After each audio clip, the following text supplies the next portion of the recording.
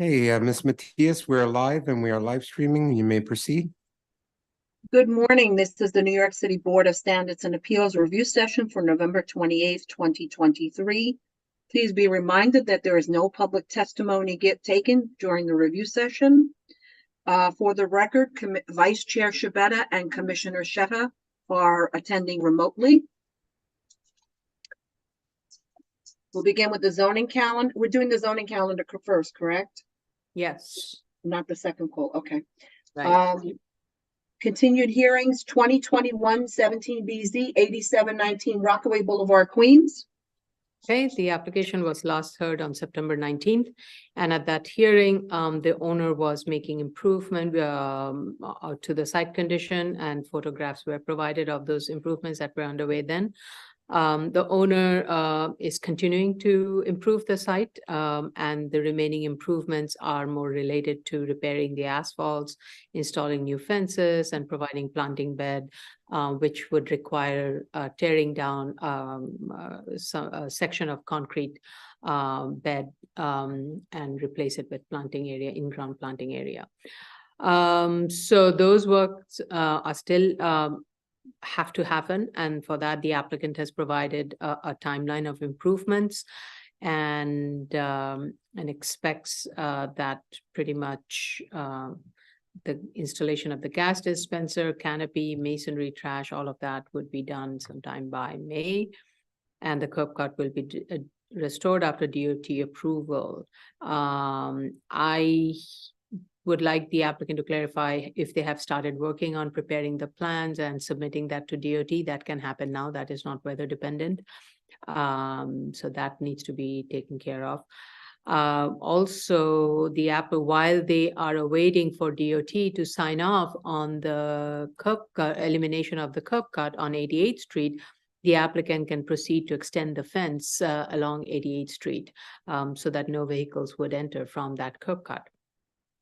And the applicant should add a note to the plan sheet drawing BSA 003, stating that the curb cut to be restored per DOT approved plan and DOT standard. So that is based on the revised plan that has been submitted. Applicant states that a combined air vac system is going to be located at the intersection of Rockaway Boulevard and 88th Street. I could not locate it on the plan, so during the public hearing, if the applicant can help me locate that, that would be... I can pull it up. Oh, you can pull it up? Yeah. Maybe it's my old eyes. It's just very small. It is small? Yeah, it's highlighted as number 5 here. Oh, it is very small. And I will continue to zoom in because the text is Okay, yes, I can see that. Yes, thank you. Disregard my comments. Thank you, Commissioner Yoon. Okay, so otherwise, all the other changes that's been indicated on the plan are what I believe what the board had recommended. So I want to hear from the other commissioners. Vice Chair Shibeta. Thank you, Chair. I found this to be responsive. They requested for 60 days to complete all the work that they say they're going to do. I have no further comments. Yeah, I don't know if I thought it was 6 months. They submitted an adjournment letter that requested or said that they would need. Yeah, 60 they days. would need 6 months to repair the Yeah. asphalt, install a fence, break up concrete, and plant new planting beds Yeah. and build the trash enclosure. yeah. I was under the impression that they needed 60 days, and that's why they were asking for that adjournment for 60 days. But it does make more sense because of the weather being what it will be for repairing asphalt. Yeah, especially we are getting into the winter months, so I do not at all think that there will be possibility of getting the asphalt repair and the concrete tearing down and the planting to happen during that period. So I think 6 months is more reasonable. Yeah, I'm just pulling up what Yeah, I think that's what they asked for. but here they say, because the changes are not yet complete, we respectfully request to adjourn for 60 days. There We'll was something submit that photos came of after site that. improvements. And then There's further things that happened in February and March and April and May for the dispersed canopy and masonry trash enclosure. So that's 6 months, yeah. Yeah. Well, I think it's reasonable. I have no further comments. I think still, I would like the applicant to just clarify how much time realistically they would need to complete the work. Thank you. Commissioner Otley Brown. I have no additional comments. Okay, thank you. Commissioner Sheta. Thank you, Chair. I'm okay with the time frame they asked for, and I hope we're gonna see him in 6 months with the work completed. Thank you. Okay. Thank you. Okay. Commissioner Yoon. I have nothing further. Okay, all right, thank you. Next case, please. 2022-46 BZ 1005 Bedford Avenue, Brooklyn. I'm just finishing my note, that's all. All right. So the last hearing on this application was held on October 30th, and the applicant for this submission, for this hearing has submitted its response to the comments that were raised at the last hearing. So regarding providing additional windows to classrooms facing the side lot line, the applicant states that it is not financially feasible to alter the construction plan and install additional windows. I will accept that. I though would recommend that in future, when financially it is possible and timeline wise it's feasible, please do consider providing a window. It is a classroom for children, so having some amount of natural light is always a very healthy outcome. So it's a recommendation. It's not a condition. Regarding the noise from the rooftop play area, the revised tech memo states that the increased noise level from the rooftop play area would be below the threshold. The applicant has also provided the rules of the City of New York, Section 47.47, and that is applicable for outdoor play area facilities. And according to that, it requires such play areas to be enclosed by climb-proof fencing of minimum 5 foot high. The applicant is proposing a 10-foot high fence, and per section 47-47 of that rule, such high fence may be provided when it is approved by DOB and FDNY or other government entities. I am of the understanding FDNY has no objection with this enclosure and has required that the fence be set aside 6 foot along the 2 street frontages. So carrying on the theme of the fences, as we had brought up the issue of the fence and the location and how it counts towards the floor area, upon further review and the information that's been provided by the applicant and are digging around and are looking through the information, to be compliant with the zoning resolution, the fence for the rooftop play area must be relocated 2 feet from the parapet wall along the side and the rear lot line. So, and the fence along the street frontage is a 6 foot set as per FDNY prescription. So that's the only change that would need to be made to the plan.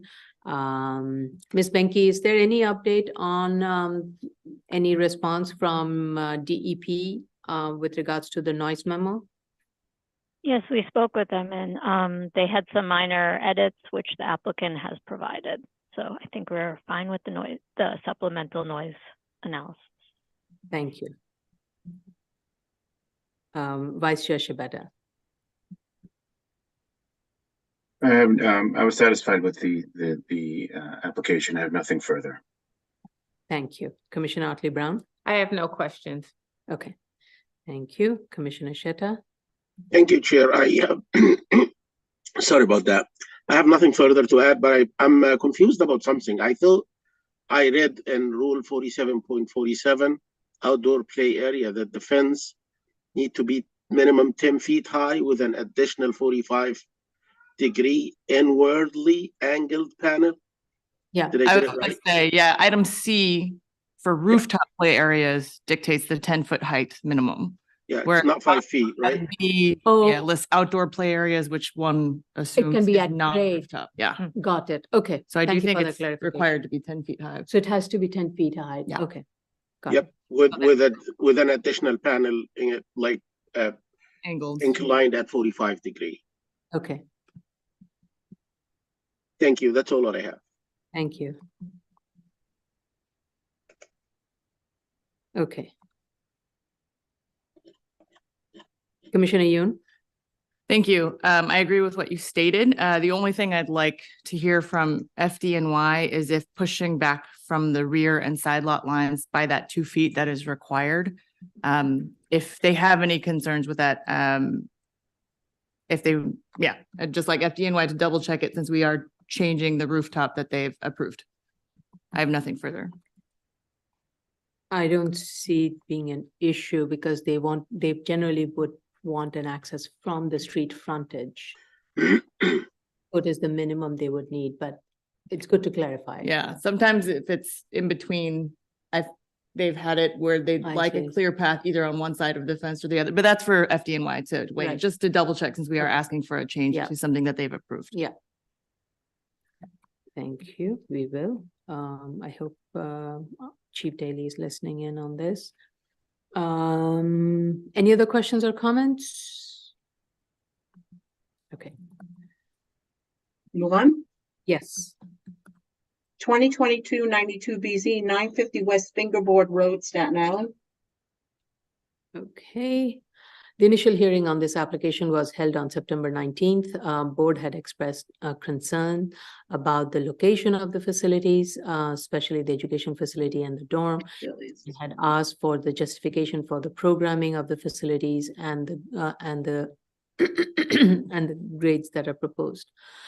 Excuse me.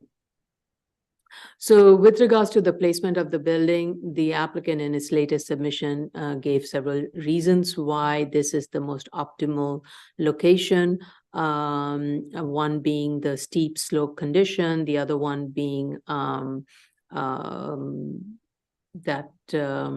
there's an issue with the stormwater management. And in order for an efficient design of it, it has to be located where it is, though I felt it was somewhat contrary to what the letter that we got from their consultant with regards to the stormwater. So I definitely didn't quite follow the argument. And the other argument that was laid out was that the students generally would be in the dorm past 10 o'clock or so, and there's more likely of noise being generated, and at that time of the night, any little bit of noise can sound, however not so loud it may be, but it can feel disruptive. So that was one of the reasons, which to me sounded like a reasonable argument. However, the other arguments I did not quite follow, and it is very difficult to read the plan still because of the way the grades are shown. And I think I had asked the applicant to provide a section, a longitudinal section, basically a section that is running parallel to Glendale and another one running parallel through Fingerboard, just showing how the grade is sloping from the two street frontages and the existing grade condition and what is being proposed in terms of the grade changes to be understood. And because the applicant also stated in its argument that because of the steep slope condition, any relocation of the building would be an exorbitant cost. However, their consultant's letter states that more than 20,000 square foot of earth is going to be disturbed. So it seems there is going to be excavation and other things that will be happening. So I couldn't follow the argument and inconsistencies in the document. So with regards to the space, excuse me, with regards to the space utilization, at the last hearing, the board had asked for room utilization in the education building and to justify the size of the shul. In its response, the applicant states that the shul would be used by all students for prayer services, and also group study sessions will be held in the morning and evening and for tutoring sessions. Based on the chart that was provided, it seems that shul would be used pretty much from morning all the way till night by all the students. During such study station, entire student bodies, and the applicant states that during such study stations, entire student body will be present in one room and broken up into smaller groups where all students can participate. And this is part of the process this institution believes in. Now, I would say that the board is very familiar with the need for Beige Madrash or shul, whichever way you want to name it, and that it is used for communal prayers, services. We have reviewed it and we have seen the sizes of these Beige Madrash. However, I do not recall seeing a Beige Madrash that is designed 50% over the capacity need. In this case, we have a shul that is going to have more 50% and more of space to accommodate this activity. So keeping that in mind, that the Beige Madrash is going to be used pretty much all throughout the day. I was looking at the utilization chart that's been provided, and based on that, it says in the shul, 6:15 a.m. to 7 a.m. there'll be prayer. Then 7:45 to 9:30 there'll be small group study. Then 12 p.m. to 8 p.m. there'll be afternoon tutoring, and 9:10 p.m. to 9:30 p.m. evening prayer. Now, with that, with the shul, there are also 10 classrooms that are proposed, and the 10 classrooms are going to be used from 9 a.m. to 9:10 p.m. So my question is, there is an overlapping use of the classrooms and the shul, and apart from 9:30 a.m. to 12 noon, when one could assume that the classrooms are likely to be used by all students, rest of the time, the students will be in the shul for afternoon tutoring from 12 till 8 p.m. So assuming that some of the students go to the classrooms for advanced tracks or tiers program, which has not been made clear as to what that is, the justification for 10 classrooms, basically for 300 total number of students, it would be in a classroom for an average of 30 students per capacity. And the shul has not been convincing. There are two spaces, these two spaces are too big and need to be scaled back by reducing the size of the shul and the number of classes. As the applicant will recall, that the board has asked for, had asked for future growth, and the justification provided for utilization raises this concern regarding the future growth. Because to me, all of these spaces look too big for the current operation, but there's room for future growth, and it's not matching with what the future growth the applicant state as is. Also, there are flaws with the utilization chart regarding the hours of use of the cafeteria and classrooms and shul, as it is contradicting the statement made by the applicant that the students pray and eat breakfast, lunch, and dinner together, and the need for the classrooms. So the cafeteria hours are from 7:10 a.m. to 7:30 p.m. Whereas if you look at the classroom hours and all the scheduling, they would be in the classroom most of the time unless students go in and out for lunch and dinner. So there is inconsistency throughout the statement and the utilization chart, and it is definitely raising concern about the need for so many classrooms, the size of the shul, and it needs to be scaled back. With regards to the revised plan, per board's comments, the applicant did reduce the number of parking spaces from 108 to 69. Great, but it was done by converting one of the existing parking lots into a playground. I clearly remember, I think this was a question that was raised by Commissioner Otley Brown, that move the parking spaces from the street frontages away and make very lush green planting along the road street bed. So this would provide more a visual buffer and also make it less of a concern for the community, but that has not been done.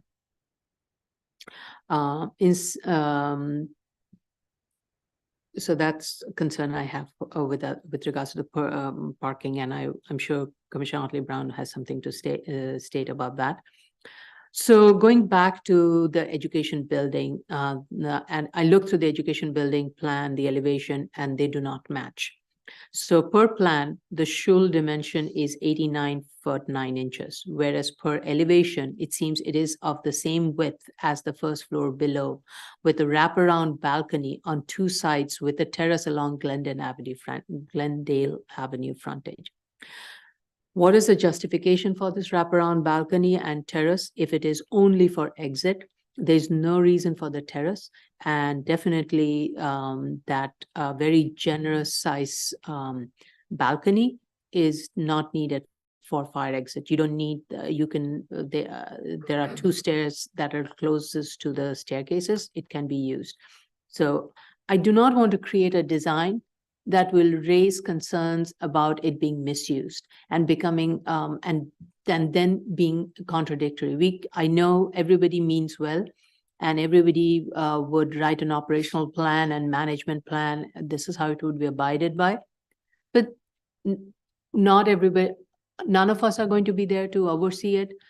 And the applicant's counsel, the council is not going to be there. Not everyone involved in putting this document together may not be there to make sure it is happening properly, operating properly. So we need to make sure that the plan reads and is designed in the way where it minimizes the possibilities of these mishaps happening. And when it's not needed and it's not required by code or anything, there's no reason for that to be there. So, and that needs to be eliminated. Chair, I just want to correct a statement in the record and in the lineup project description as well, which will be corrected. This is not an application for a school. Right. This, which would be available by special permit under 7319 in this zoning district. This is an application for a religious community facility with sleeping accommodations. Right, exactly. And they have indicated education is one of the programs that they offer. So we are not here looking at the 1210 definition of school. We are not going to weigh in on that. And I think I made that clear at the last hearing also, that we are the deference, Cornell deference is being considered here just because it's a nonprofit religious institution with sleeping accommodation. Thank you for that clarification. So the applicant needs to dimension all the setbacks, widths and depths of all the rooms.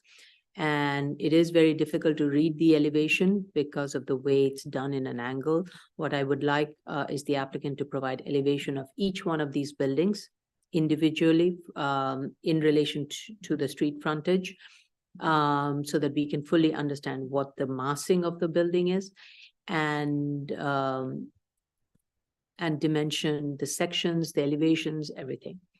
The height of the Beige Madras is very high, and it needs to be reduced. It is more than 20 feet. I have not seen a Beige Madras that high.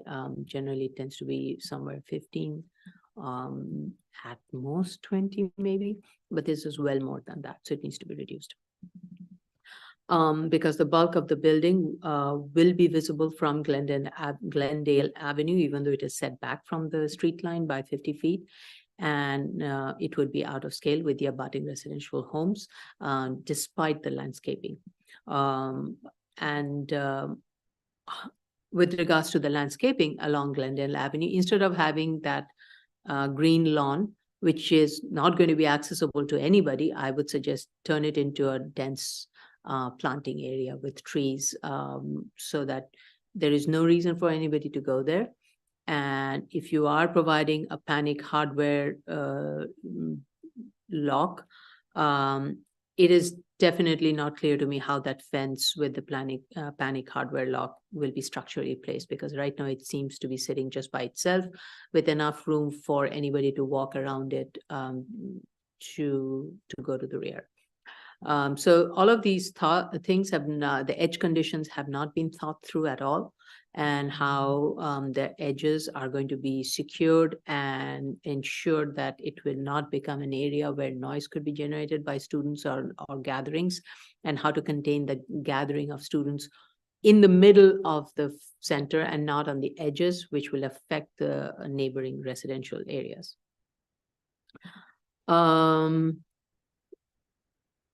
Regarding the landscaping, applicant needs to show the minimum depth and width of the tree pits on the plan, and that would be required to have trees that grow at least 10 foot to 12 foot high.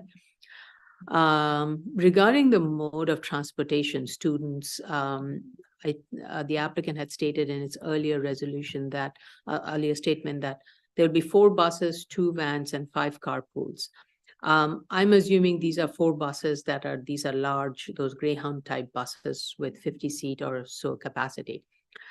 My question is, how will the mode of transportation be observed? And it needs to be codified, because what if we review this document with the assumption there'll be 4 buses and 2 vans and 5 carpools, but something changes and it ends up being 50 vans? It will then affect the vehicular traffic and the analysis, SECRA analysis that is depending on. So, and it is a concern for the community with so many vehicles coming in and out. So I want us to think about it and address it and figure out how we ensure that a change of this nature will not happen, should we consider granting this application. And if buses are going to enter, and I'm assuming these buses are going to enter the facility to pick up the students, is the entrance and the roadway designed for such wide buses, and it's adequate for turnarounds? And fire department had required a 30-foot wide roadway.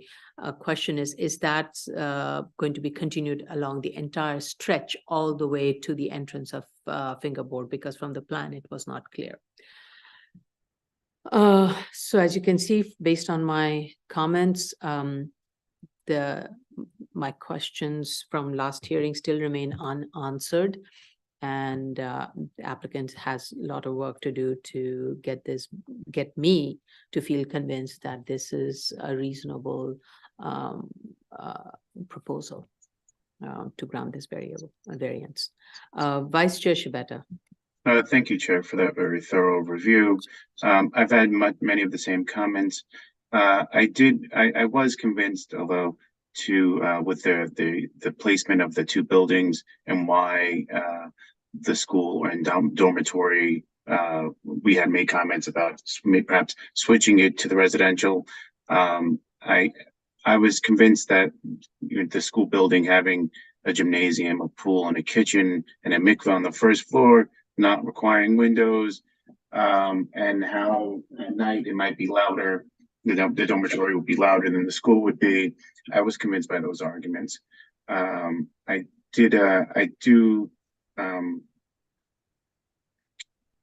do think that the 2 rows, while I do agree with your landscaping statements of how, and I do appreciate the 2 rows of trees that they put on the Glendale Avenue portion. The entire, well, they say that the tree will line the entire sideboard in Glendale Avenue frontage and surrounding residential properties. And I think that's thoughtful to the neighbors.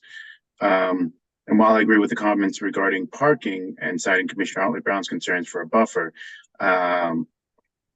which I do agree with entirely, I do think that the recreation space by the dormitory is something I'd like to see stay in one shape or another. I think that looks like a really good place for to not bother the residential neighbors.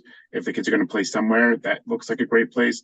I also appreciate the placement of the compactor in the center of the site. To that, I think will also not be a buffer for the neighbors. I did visit the site, and I have nothing further to add.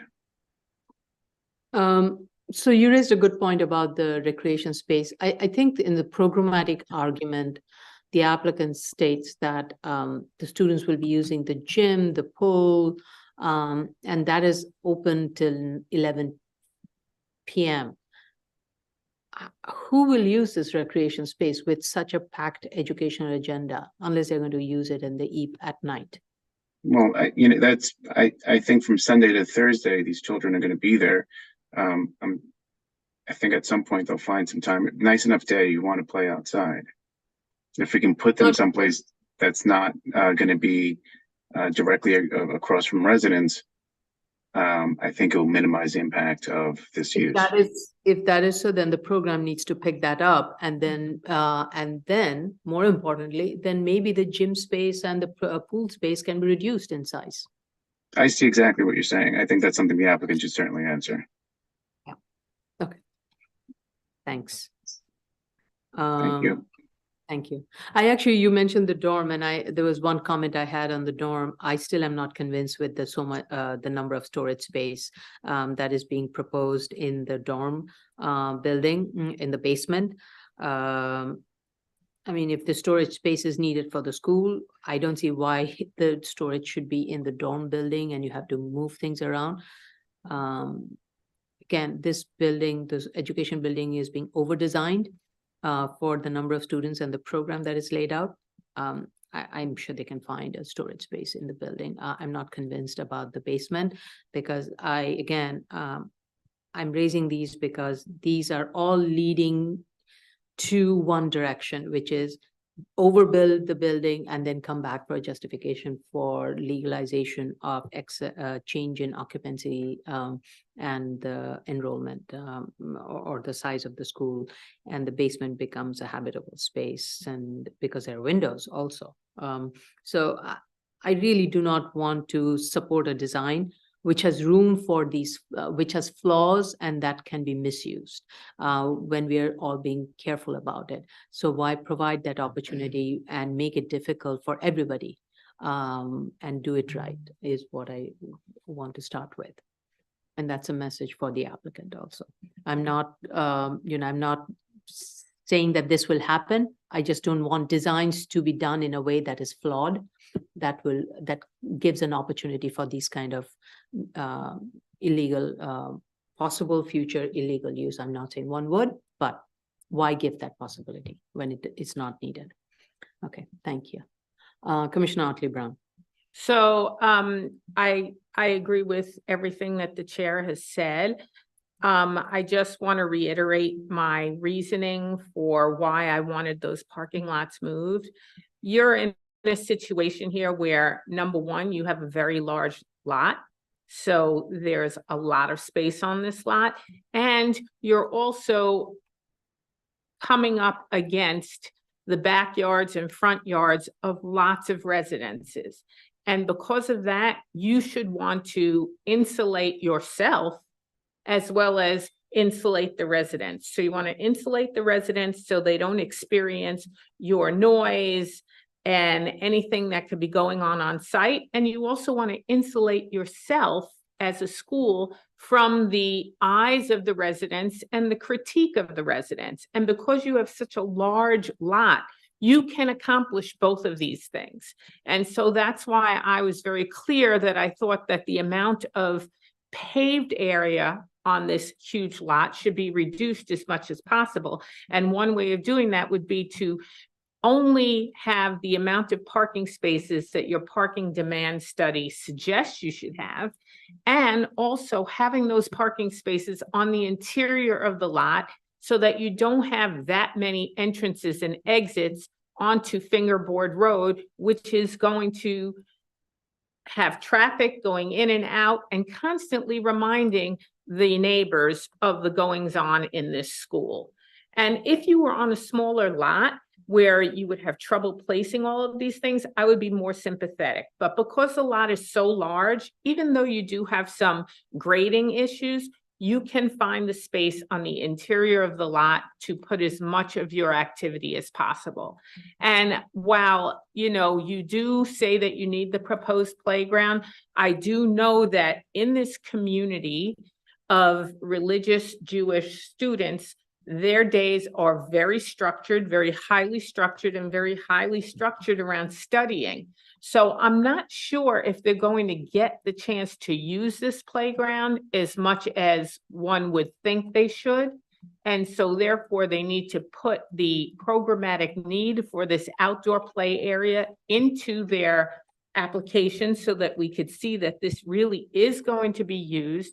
And they should also think about putting it perhaps on the existing level surface to remain, which is also going to be paved, and reduce the amount of paved area. I agree with you, Chair, that the base midrash is for far more student occupancy than there are in this school, which begs the question as to, were you really being truthful about keeping this solely for 250 middle schoolers, or not middle schoolers, but young high schoolers, with the idea that you were going to send them back into the other schools for 11th and 12th and PG years?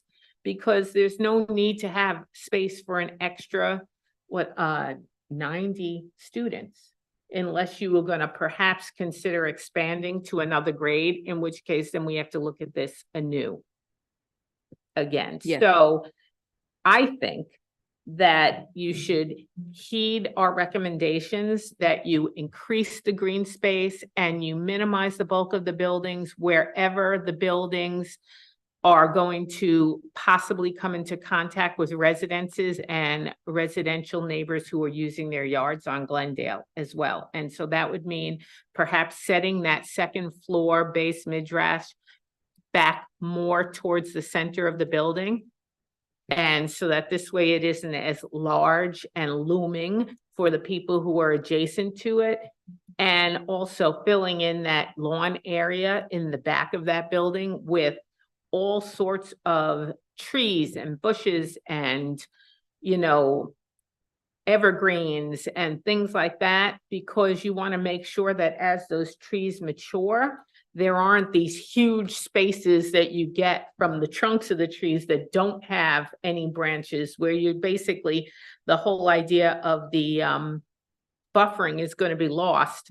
And we often see that with lots of residents when they're talking about, well, the trees grew out and now the trees are high and the buffering is like 30 feet high, but at the 10 feet, I'm seeing all the goings on and hearing everything that's going on because it's lawn behind there, as opposed to different types of trees, some that grow only 6 feet, some that grow 8 feet, some that grow 30 feet, that will create a continuous buffer from the ground up. That's a question. That brings up another question, and that wasn't quite clear from the plan, is are they going to, in addition to the planting, is there any fencing along the property line? Because sections of the drawings seem to show that there is fencing, but I don't have the detail, and I do not know how extensive it is along the entire frontage. So that also needs to be clarified. Oh, I think there should definitely be residential quality fencing along the entire lot line of Glendale to North Railroad Avenue at least. Mm-hmm. And then And to Fingerboard West also. Fingerboard Road, and then all along Fingerboard Road. I mean, also, I think it would be in the best interest of the school to have the site penned off by a fence just for their own security. You don't want people wandering in who happen to somehow get past that Staten Island Rapid Transit Railway tracks, because we all know people sometimes walk along tracks and find their way into the site. That would be horrible. So, for them as well. So I would assume that they're going to fence off the entire thing, but it should be nice residential quality fencing. Especially along those frontages. Yeah. And along the rear lots of the homes. Yeah, like nice iron picket Mm-hmm. would be very nice. Excuse me. Bless you. Okay, thank you. Commissioner Shetta. Thank you, Chair. Let me start with the point that Commissioner Brown raised regarding the, what I believe is more than needed pavement areas on site. I just want to caution the board that this kind of paved areas drive the design for the stormwater management system that's needed, and that was raised as a contributing element to locating the buildings the way they are located right now. The only thing I did look at, I agree with all what's being said about the size of the building and the landscaping comments you raised, Chair. The thing that I focused on in my review this time is the reasoning that the applicant and the engineer AKRF put in the submission when it comes to locating the buildings. I'm gonna need to share my screen, so just bear with me 1 second.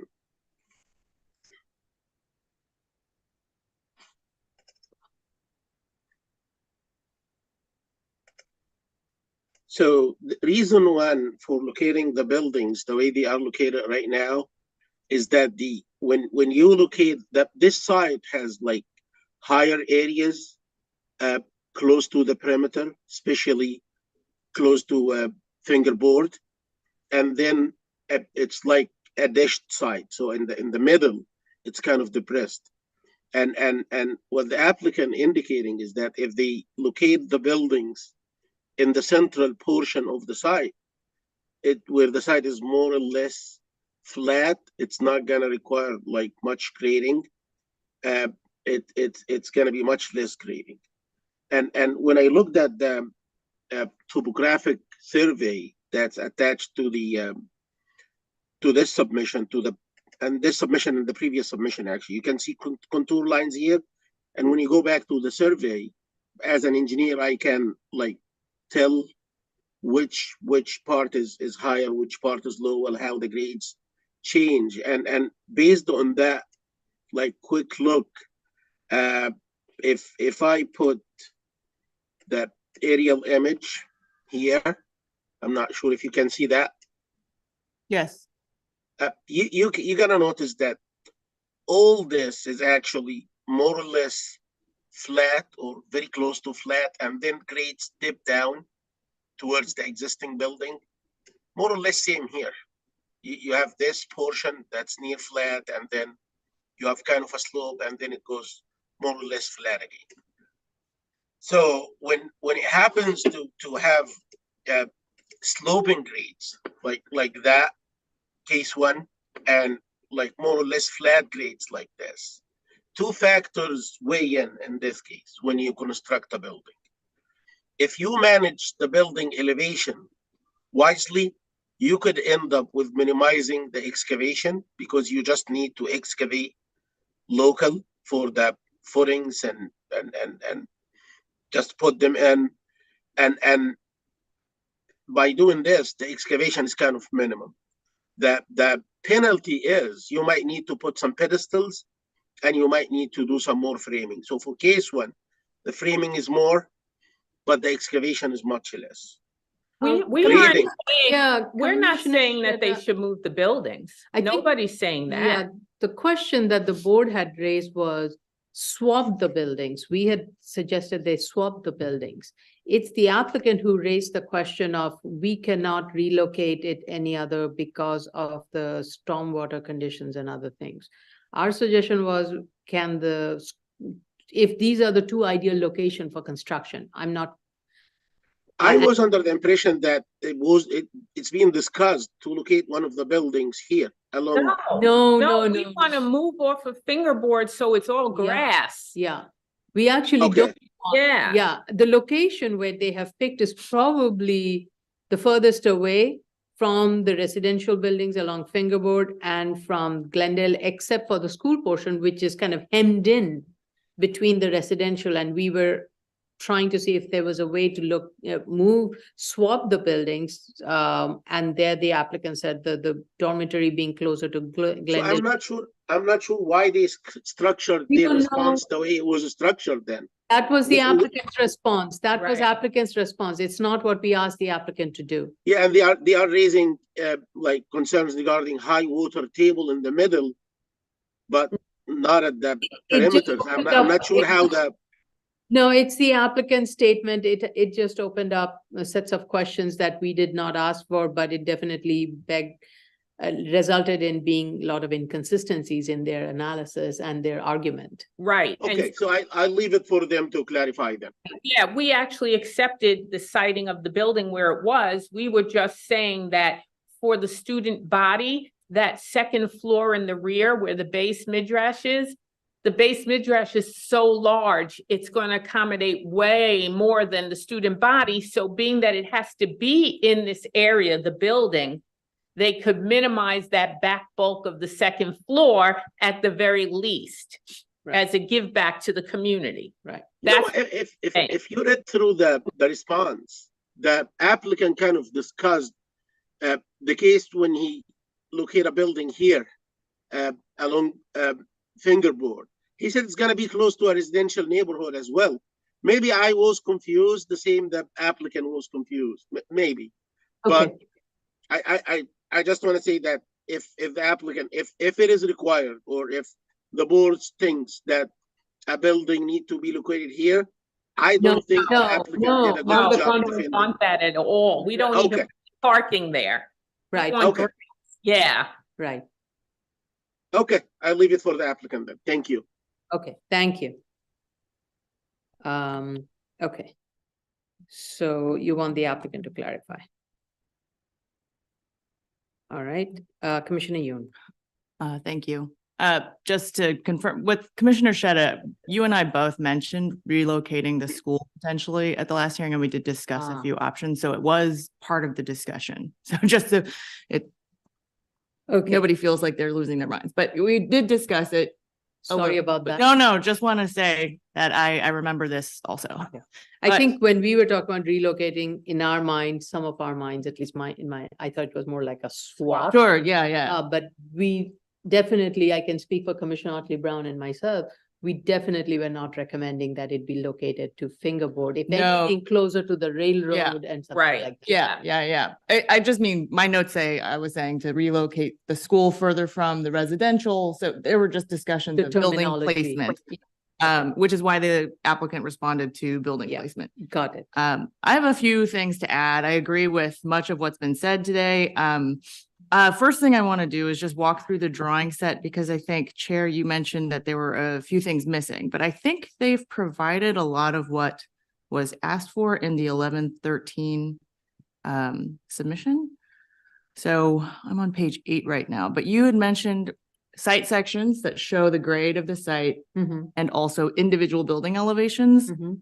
And I just want to note, they provide both full elevations that indicate the grading from an elevation standpoint on all sides, but then they also include sections that cut through from lot line to lot line, or Okay. presumably lot line to lot line. So indicating the Okay, grades, and then okay. they show these diagrams of the existing grade of this site. Okay, thank you. I think I did look, of course, I reviewed them because I took notes, but I somehow they didn't put the two and two together. Okay, thank you. Yeah. No, I just want to Yeah, give credit thank you. where it's due. Okay. It is included, and I think though, in all of these, though, the property edge condition has been indicated in some cases, property line. What I don't have a good sense of the boundaries, like where would the fence be? Where would the landscaping be? I agree. All of those are missing, so I think that's probably the other reason I was trying to figure out where they are located. And I agree. Yeah, I think it needs more information, particularly with the perimeter, since that is, including plantings and fencing, because that's something that we're all very concerned about. And then for elevation, so they have these full elevations where the buildings, you're seeing everything combined, right. but then you also have individual building elevations that do show. So this is the elevation. If you look at it, the southwest elevation, you see there's the balcony on two ends. So that's a balcony because Mhm. it's not a terrace. Whereas if you go to the section, if you go to the plan, right, and here you see the portion of it is a terrace. No occupancy. Yeah, it's a complete one wraparound, and I just don't see the justification for it. For so many exit points, and such a generous balcony wraparound which nobody's going to access. So I agree. Why would you build an entire cantilevered balcony structure if you weren't going to use it? exactly. Yeah, right. But they say it's for egress. It does seem excessive for egress, but let the applicant. Right, and if it's excessive and it's not required, then why provide it? Yeah, The- it's 12 feet wide all around, so it's Right, much bigger it's than very generous. it's a very big balcony. And again, these are the kind of things that begs the question of what is the end purpose of these things? And we do not want these to be misused, so the plan has to read and behave like what it is intended for and operate as one. So Agreed. definitely, we are not going to encourage any outdoor gatherings along that area Along, of yeah, residential. So that is way too generous and it has to be redone. And I if you look, agree can with you that. show me the section through the shoe? yes. Up here. Yeah, it is 20 feet. It's 26 feet. It's way. 2610, yeah, and then the 2610. parapet continues above Yeah. that. Right. So it's very generous. It needs to be brought down. And the height of the gym Is is 21. 21. That's also, I mean, unless you have, I mean, these are swimming pools, so I don't know how much of a high ceiling you need over the swimming pool. What is the standard? On one side, the other side's a gym, so they may have a basketball court in there, so they need some clearance Some clearance, above the okay. rim. Okay. All right. So maybe that stays, but okay. Or at least a little more description of Yeah. why little bit, yeah. would be helpful for us to understand. Definitely the height of the shoe needs to be reduced. I also share your comments about the storage. I just want to pull up the plan. You know, when you take the area of the dorm, which is 2 floors above this, Mhm. you're taking about 50% of that and providing storage. Proportionally, it does not make sense to me. It also doesn't make sense that if it's for the school, that it would be in a separate building when you have a rather large school building. There are windows all along the east elevation, which is here. Why would you pay for windows if it's just for storage? What's being stored down there? This whole floor, I mean, there's a vestibule and an entry at grade because of the way the site is graded. So let's see if I can pull up the right elevation. But you're entering the dorm actually at grade here based on the way that it's designed. And so it seems like this will be a much more used entrance and floor than the current program Mhm. would indicate. But generally, I just need to understand why there's so much storage and why it's in this building. Let's see. Yeah, the fence with the panic hardware, how the egress from the pool and the gym also interact with that fence. So the chair mentioned this fence. I'm just going to bring up the site plan so we're all looking at the same thing. It will come up one day or not. I'm frozen, sorry. Okay, I will stop. But the fence, so there's indication of panic hardware on this outdoor fence. It also coincides with this U-shaped buffer zone where, so the fence is here. If you can see, sorry, it's a little Yeah. small, but it runs basically here. Mhm. And then when you look at the school plan, everything's going very slowly. I apologize. But there are doors, egress doors from the pool and the gym that empty out into Right. this space. Yep. And so we need a better understanding of the actual egress. We're asking for a lot of densification of planting. What does that mean for the egress from the pool and the gym? How are they actually egressing out of this fence that has panic hardware? Also, panic hardware is one thing. It's a push bar. What we need to prevent people to actually use it is alarmed hardware. You need things that make large, loud sounds in order to prevent people from using them. Otherwise, it's just a push bar, and that's just to make it easier to open the door. So we need a bit more clarification on how this is all meant to work. Again, here are the doors that would, when you overlay the fence, I'm pretty sure these are inside of that U-shaped Right. area. Right. Yes. So generally, there's some egress questions that are creating spaces that don't seem to make sense to us. So we need some explanation for that. I also want to know a bit more about the playground. You don't see usually playgrounds for this age group. I don't think 9th and 10th grade. What is the program of the outdoor recreation area? It is currently labeled as a playground. And then on the stormwater, AKRF provides a memo that I also found very confusing. States that groundwater was found at a high elevation in the center of the site. What elevation was the groundwater found at? Because if this is justification for placement of the buildings and the Stormwater management practices, as AKRF says, must be vertically 3 feet from the top of the groundwater elevation. How far away are we from the groundwater elevation? What types of stormwater management practices are you proposing that you would be in danger of being within 3 feet of that groundwater? Because currently the middle of the site is at plus 80 feet.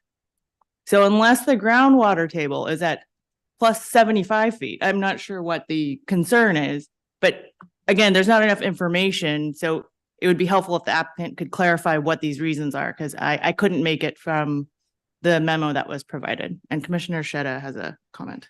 Yeah, go ahead, Commissioner Sheta. Thank you, Chair. What I understood, but I do believe that they like incorrectly spelled it in their memo. Groundwater, what they are saying is groundwater is high in the middle of the site. That this is the language they use. And high could mean at higher elevation, which is not likely to happen in a site like this, in an area like that, close to the ocean. So groundwater table does not like change dramatically within even 100 feet.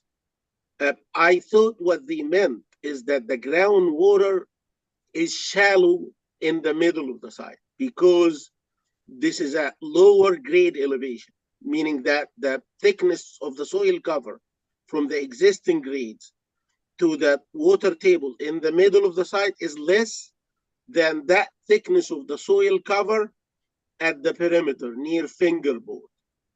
And that's why they looked at it as non-geotech engineers saying that water table is higher or high, and it's not high, it's shallow. Well, I believe that's what they should have like put in. And like I said, I'll wait for their clarification, but they haven't submitted even a geotech report to justify that. Right. And again, the elevation of the site at the center is like plus 78, Yeah. plus 8. So I just need some more information because it doesn't currently make sense to me. So I'd like But to. by the way, I did work on Wagner College in Staten Island. It's a very high area, and we encountered issues with water seeping into the basements of this school. And it was what we call it a perched groundwater table in the area all around. Staten Island is very well known for these kind of perched water tables. It's not a real groundwater table. It's kind of a local water table that's associated with just this area or this town. So it's not the water table that's related to the sea level action. Right. Okay. Great. Thank you. Thank you. Very helpful information. Any other questions, comments? Vice Chair Shiveta, do you have anything to? No, I just that Staten Island water table that Commissioner Sheta was mentioning is certainly a concern for many Staten Islanders. It comes up quite often, but nothing further. I said nothing wrong, man. No, absolutely nothing wrong All what I whatsoever. said is at some local areas, because of that, like the rocky formations vary from place to place. Sometimes if you have a dish-shaped rock formation, water tends to gather in this dish area, and it forms what we call it perched water. And if you have a building in this area, that building can feel like the groundwater table is shallower. If you look at the ocean, like next to Staten Island, it's way low. And then if you're like at 70 something feet elevation and you have groundwater encounter, definitely this is not the groundwater that's related to the sea level. Okay. It's the local groundwater level. That's what I think said. we will reserve the groundwater 101 for another day. Yep. Okay. All right. Thank you. Appreciate it. I'd just like to make a brief statement on or about November 19th by mail. The board received a letter signed caring citizens of the community, seemingly objecting to this application. I'm going to share screen. The board does have a form for objection or consent, which identifies the address, applicant name, name of the affiant, address, and detailing their support or objection, which we do ask to be signed, identified, and sworn. This aids the board in not only the veracity of considering the testimony, but avoiding double counting multiple submissions from individuals of the public. So please do submit all of your comments, but do them individually and submit them to submit@bsa.nyc.gov. Thank you. Thank I you. just want to make a brief statement with regard to that. I believe that the board's position still remains that we're not requiring them to be notarized. Is that correct? We are not requiring them to be notarized, Individual Okay. one. but we do request that statements in support or objection of an application identify the individual signing the statement such that they are or are not members of the community. For all the board knows, this letter could come from a private entity outside of the state. Okay, thank you. Thank you. Okay, any other comments? Then if not, let's move to the next case. Thank you. Thank you. Next all. item, 2023-06BZ, 1830 East 22nd Street, East 26th Street, Brooklyn. The initial hearing on this application was held on September 19th, and board raised concerns about the proposed enlargement, especially with regards to the retention of the existing structure. The applicant at the hearing had stated that a revised submission will be made in response to all the comments, and I have to say I'm satisfied with the submission that's been made. I think a revised DOB objection sheet was submitted. I didn't see the difference between the initial and the revised one. So if somebody can help me understand it, that would be great. So as we had expressed concern that there was not enough retention of the exterior wall, more so actually more than the exterior wall is the retention of the joist. So the applicant has revised it, and with that, definitely 50% and more will be retained of existing wall and joist, both on the first, second, and attic floors. I have a question regarding the notes on the proposed attic floor plan sheet, page 05. The note says, quote, floor layout and maximum attic floor area of 1,170 square feet shall be approved by DOB. I would like the applicant to clarify the purpose for this of this note, especially when the maximum attic floor area that is indicated of 1,170 square feet is not matching with the numbers that's listed in the zoning chart. So based on the zoning chart, there will be 800 square foot of total floor area in the attic, and the gross floor area would be 1,560. So I just want to understand where this 1,170 square foot number is coming from and why that note is needed. Sorry, and those are my comments. Vice Chair Shibata. Thank you, Chair. I have no further comments on this. Okay, thank you. Commissioner Otley Brown. I have no further comments. Thank you. Commissioner Shetta. Thank you, Chair. I have nothing further to add. Thank you. Commissioner Yoon. Thank you. I just want to bring up the DOB objections so we can look at them side by side. Left is from September and the right is from November. And there's in September, there were 4 objections. In Oh, there are November, 5 were now. 5, and the added one is number 3, which is for open space. Ah, got it. I have nothing on this. Thank you. Nothing Thank you for further. that clarification. Do you know why that note has been placed? Maximum attic floor area, you know what DOB typically looks for in that? No, I'd have to look at that more Okay. closely.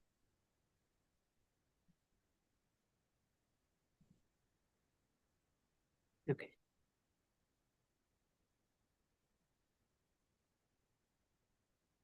Next case, please.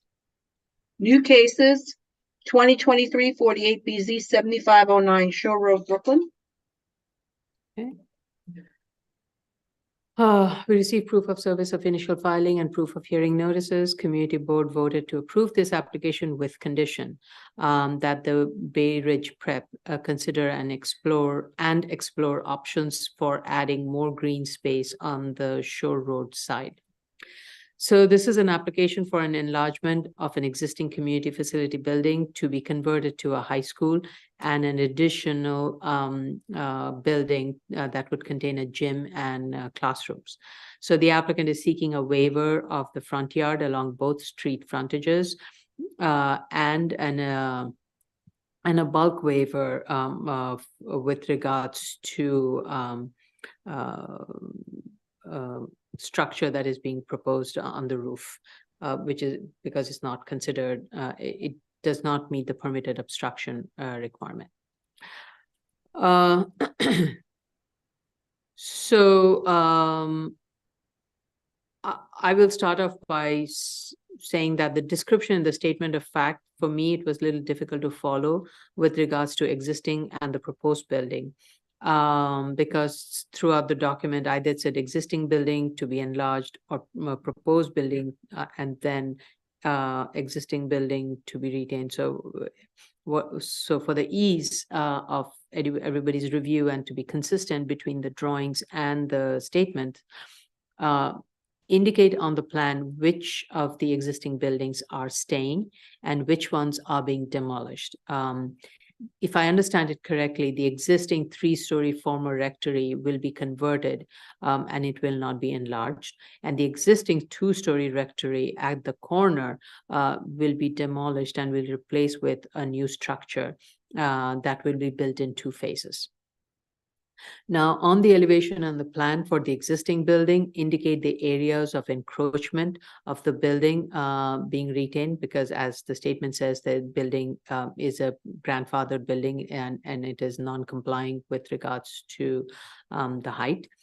Permitted maximum height. So indicate that on the plan, indicate on the existing as of right and on the proposed the required yard, the existing proposed yard depths, and cite the applicable zoning regulations, including for not just for the front yard, but also side yard, rear yards, and both for the interior lot and for the corner lot.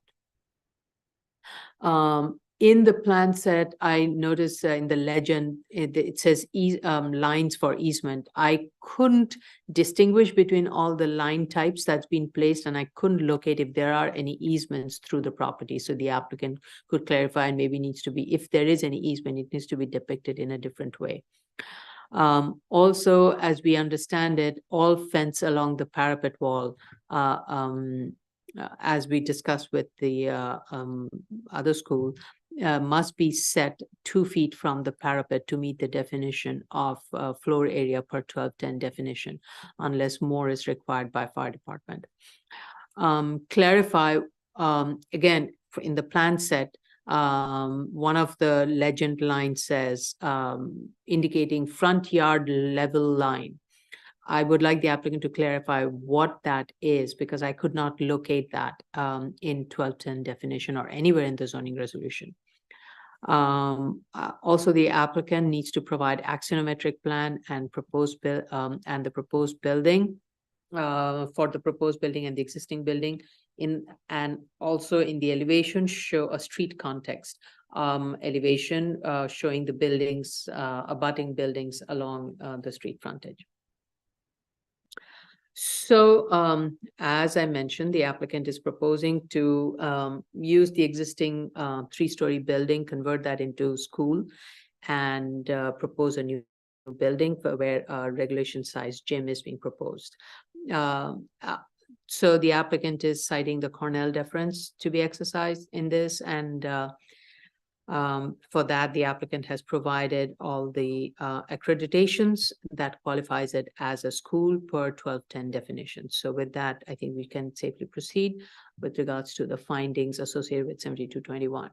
So for deference, we look at the programmatic need. For, in this case, the applicant has provided a programmatic need statement, and in the statement of fact has gone through a lot of descriptions. And the main need is right now the school has leases the high school portion of the school. I mean, it has an elementary school and a middle school, but the high school is leasing spaces for its classroom, and it has many other facilities in the neighborhood where it leases spaces for its extracurricular activities, including sports, arts, and others. And oftentimes these are on a month-to-month or a yearly lease, and there's no assurance that these spaces would be available for the next school year.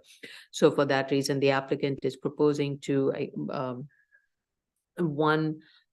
campus for its upper school, and in that campus not only provide the classrooms but all the necessary program spaces for the extracurricular activity. And in this case, the emphasis is being placed for a regulation size basketball court on the site, along with their very varied programs for art and culture, art and history and music. So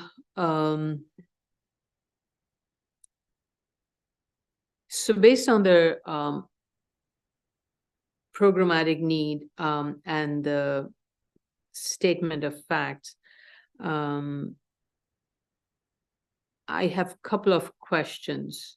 And then it rises mostly with regards to, while it has provided an utilization chart and the room utilization capacity, which actually is quite high for the school, and based on the pedagogical need, they generally have smaller classrooms sizes, so more classrooms are needed.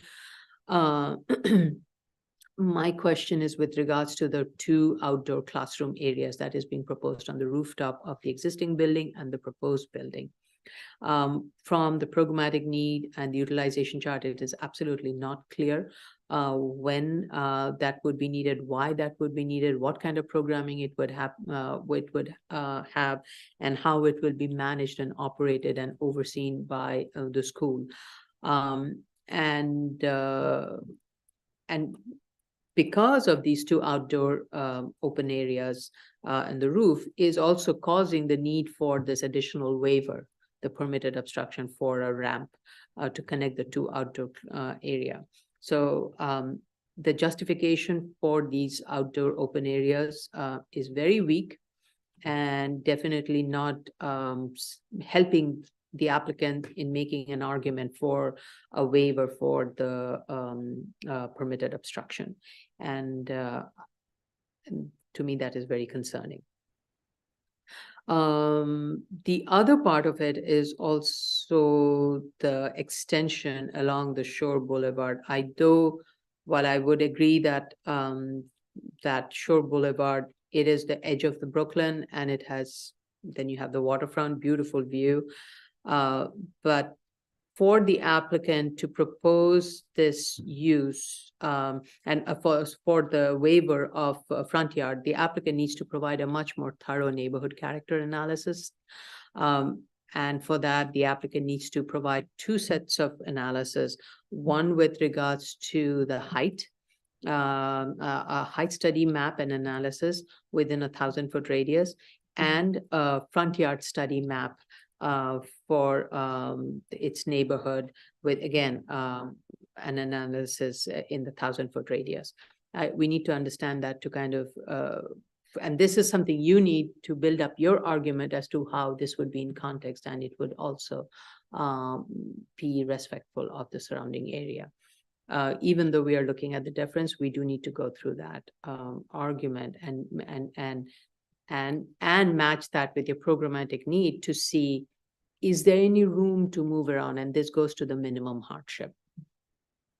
And one of the questions I have was, can the gym be shaved a little bit from the Shore Boulevard frontage and moved more towards the interior courtyard, where the stair and the storage can be located, and yet allow for your regulation size gym with the bench and others to be located? And that's a question I have, and that goes again to the minimal. And those are my questions. And I think having an outdoor area which is so close to residential, noise is going to be an issue, and I think this is something DEP is going to raise in its analysis. Ms. Benke, is there any thing that I need to know with regards to the reviews by other agencies? Let's see, DOT just issued some initial comments like 2 seconds ago on the EAS. They're basically asking for more backup data and analysis. Shadows, there's... Sorry. there's no shadows impacts as per the Parks Department. Air quality and noise, yes, we haven't sent these out yet. We just wanted to confirm if like that the Okay. project as we wanted to see how the hearing was going before Sure. sending. Thank you. Vice Chair Shabeta? Thank you, Chair. I'm not going to be repetitive. I agree with much of what you said. I have nothing further to add. Okay, thank you. Commissioner Otley Brown? So I also share your concerns about that outdoor classroom on the roof because of its possible effects on the neighbor to the east, I believe that is. And so you say in the paperwork that it allows for 74 plus students, which means at least 74 students, but you don't say how many is the maximum amount of students that you're going to have out there. There is a reference to some kind of lighting, but I'm not sure why any lights are needed at all. And if so, what types of functions occur after dark? Because if this rooftop is going to be used because of its proximity to residential, it should be passive, relatively quiet space without any noise amplification and without any lights. It should not be used after like 4:30, 5 p.m. in the evening, and it should not be used before 9 a.m. in the morning either, because you are next to residential. And so I would like that spelled out, because at this point in time, I'm not very supportive of that portion of the project. Whereas I have no problem with the other parts of the project. I see the need for a gym that would allow regulation league play. So I'm fine with the sizing of the gym. And I'm also fine with the overall bulk of the building in that area, simply because it's on Shore Road and across the street from it is a very open park area that leads down to the New York Harbor. And so because it's so wide open there and directly across the street to the south, there aren't any other buildings. I don't feel like there is going to be a negative impact from the gym size. And the other building is in place already. So I don't have as much of a issue with the existence of the already existing building, because the neighborhood has had to deal with that. Other than that, my other question has to do with the minimal variance. I noted that in their paperwork, they do make a lot of reference to the school construction authority. And I believe there is also a private school, National Federation of State High School Associations, and the standards that they have. But what I want to know is whether or not they've worked out the gross square footage per student compared to other private high schools in the area of Brooklyn. And if so, could they give that to us so we could know whether or not this is truly the minimal variance or if they're overshooting? Those are my questions. Okay. Thank you. Commissioner Sheta.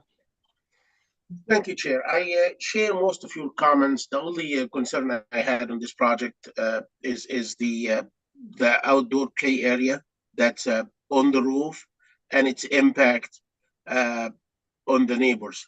Other than that, I believe I'm okay with the height, including the access ramp between the two buildings, and I'm okay with the proposed bulk of the building as well.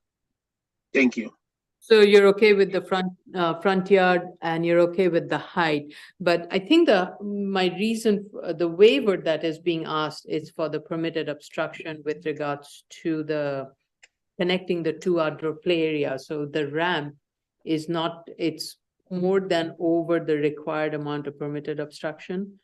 And if, let's say, an outdoor play area of that size is not needed, then that ramp may not be needed. So that also reduces the waiver. So that's the other way of looking at it. I don't know if I was. Yeah, that's possible. I thought it's a height waiver at the end of the day. The way they are asking, I thought because of that ramp interferes with the height limits, it's considered like extra height over the permitted. So it's a height waiver. It's not a a permitted obstruction waiver, I guess. Okay, This is the way I read it. okay, all right. Okay, thank you. Commissioner Yoon? Thank you. I agree with what you said. I think we need context studies. I'm not going to repeat anything else that was said.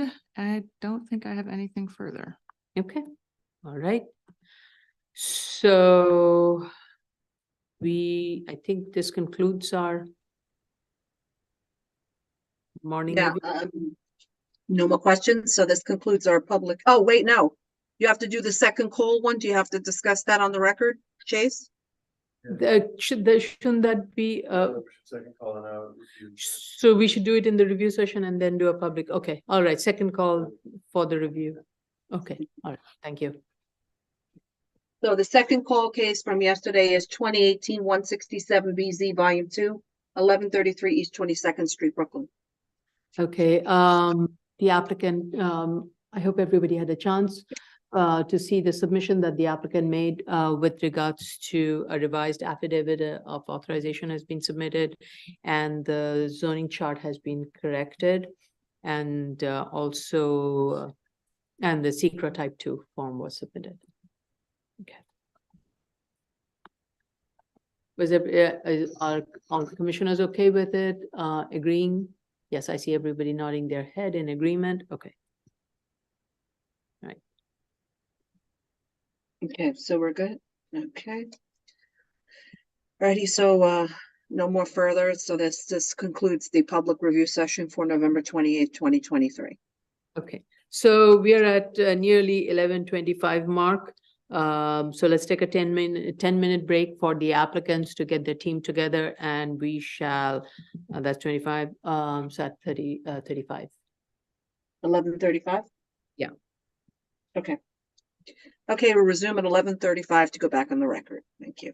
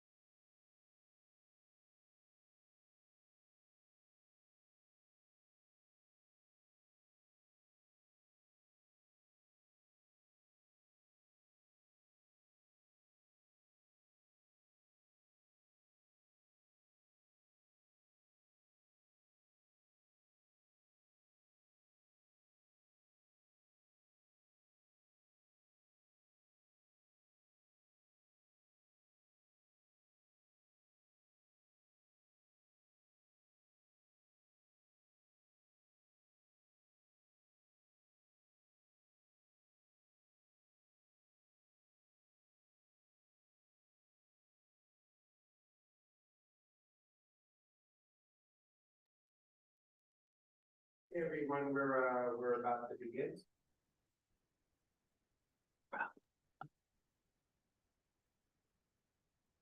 We are live and we are streaming. We're live? Okay, we have everyone? Okay, good afternoon. This is the Board of Standards and Appeals public hearing for November 28, 2023. We'll begin with the zoning calendar, continued hearing items, 2021-17BZ, 87-19 Rockaway Boulevard, Rockaway Boulevard, Queens. I think this would be Nasser Khanzada and Diwakar. Nazir Khanzada.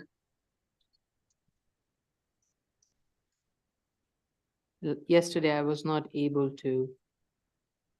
Oh, No, that Carlo does that. Oh, Jason, one of them. you Oh, think so? both. Okay. You want to raise your right hands? Thank you. Do you affirm to tell the truth, the whole truth, and nothing but the truth in your testimony before this board and to respond honestly to board member questions? Yes. Yes. Please state your name for the record and please respond to the board's comments of this morning. Nasir Khanzada, the applicant. Diwakar Gupta. Good morning. So I listened to the review session earlier today. To clarify the timeline, within the next 60 days, we'll finish breaking up the concrete for the planting beds and we'll extend the fence along 88th Street. The other changes, they'll be completed within 6 months. So that means the plants are going to be installed in April. The dispensers and canopy will be installed after BSA approval, after DOB approval, and after permitting. The trash enclosure we're going to install after we get the DOB permits, and the asphalt is going to be repaired after April, after the dispensers and the canopy. Okay. Please put that in writing. So you'll be breaking up the concrete in 1 to 2 weeks, but the planting can't happen now, right? The planting would happen in spring. In spring, in April, yes. All right. So you will basically have the space completely ready and prepared for planting. Okay. Move all the concrete, put it away, provide the photos, and that it's being ready for planting. Mhm. And then you'll extend the fence out and whenever DOB approves it. Okay, just put that timeline in terms of provide more clarity on that. Sure. Submission. Okay. Okay. And then we haven't applied for that DOT permit to close the curb cut yet, but we will. Yeah, We can do that. so, yeah, please submit. Yeah, you should submit that right away. Okay. So that the process can start now. In terms. Okay. Okay, and then we do have a note on page 3 about applying for the DOT permit on the top right corner, but we can revise that if we want to change the wording. It says curb cut to be removed from 88th Street, new curb to be built to DOT standards after DOT review and issuance of DOT reset, repair, or replace curb permit, new curb to be installed prior to issuance of CO or TCO. Okay. Hold on, I'm just trying to pull up the drawing. Which page? Third page. Top right.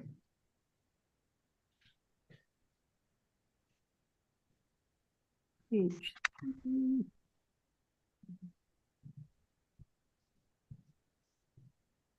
Okay. I see. Okay. Okay, all right.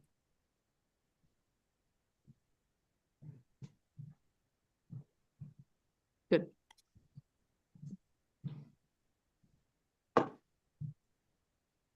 Okay, and I think that was all we had to say. Okay. Any questions or comments? Right, let's go to the public.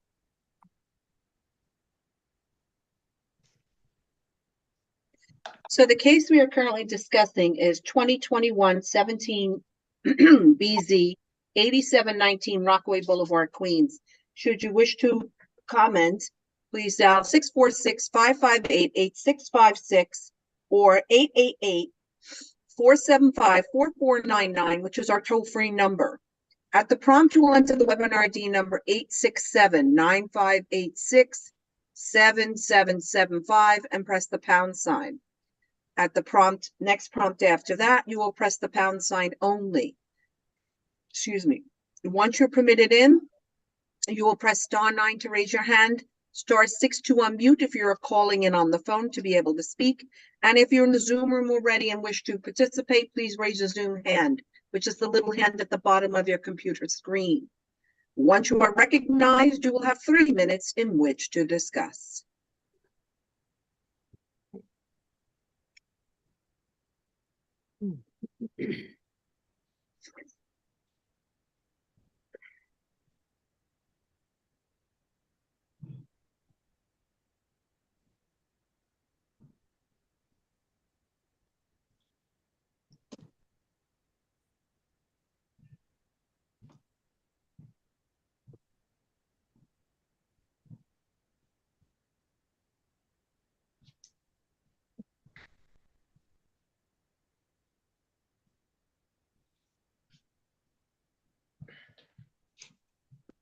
Just waiting for the clock to run out.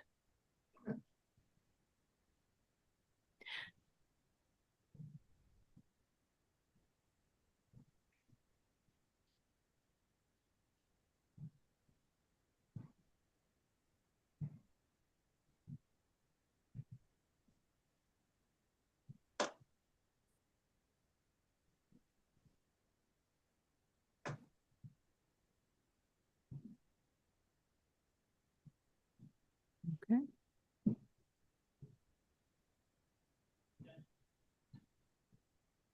Didn't hear it this time either. You don't hear it? Nobody Nope. hears it? Nope, we didn't hear it, but we saw the clock. Yep. Okay. It's So I want to thank the applicant team for being responsive to our comments. So based on that, I'm going to recommend that we close it, but I do not want to schedule it for vote until substantial amount of improvements have been made and documented by the applicant. And that includes getting a DOT approval with regards to removing the curb cut, putting up the fence, changing the, the in-ground planting. I know it may not be possible, but at least put the soil in there so that it's ready for planting when when the season is right. And also you have to install canopy, right? Yes. Okay. And the canopy and asphalt work will go together, more or less, I'm assuming. Yeah. So that's like the last thing that's going to happen. Mhm. Right.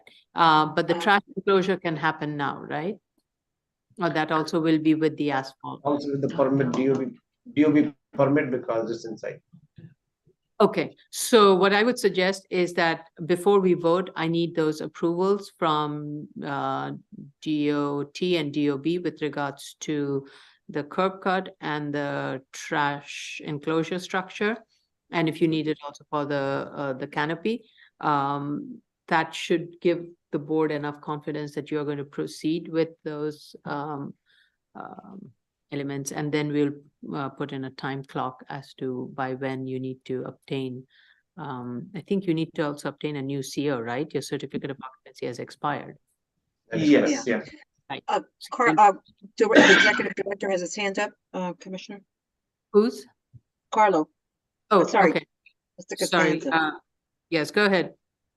Yes, Madam Chair, if I may suggest that we can coordinate a schedule for the calendar with the applicant's team, and the worst case scenario, whatever time they request, at minimal, they could at least at that time, if it hasn't been completed, they could provide a letter and we could reschedule accordingly.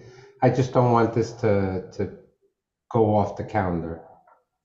No, I definitely don't want it to go off the calendar, but based on their timeline, it seems in the next few months, a lot of the sign-offs can be attained, definitely by February or so.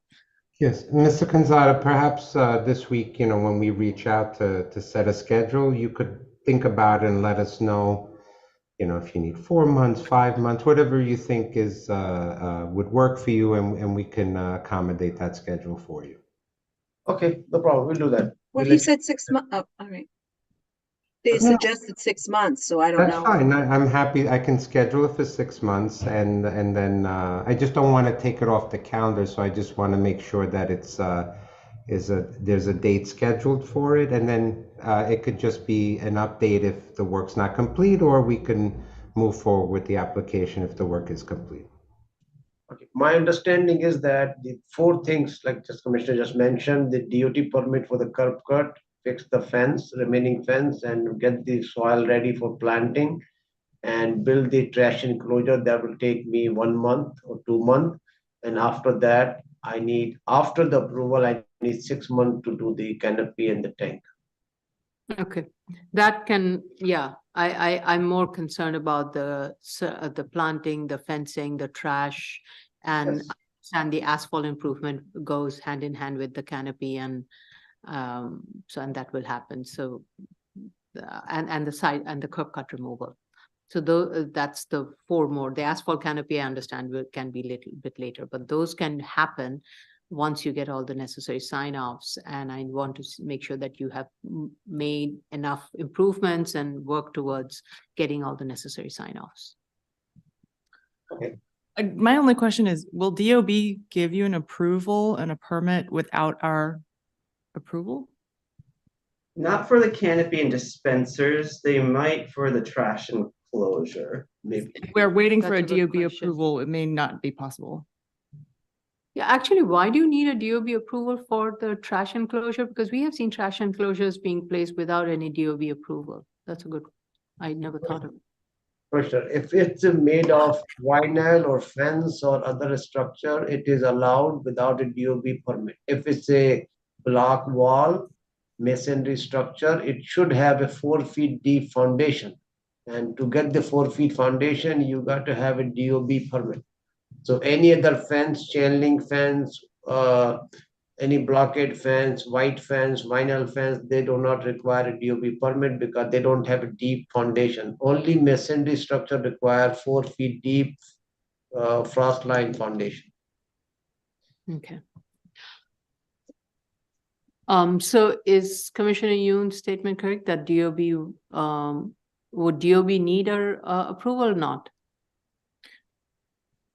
Mr. Gupta said that probably they won't be able to get the approval for the canopies without our approval. Okay, all right, so that's okay, so that you can proceed with it.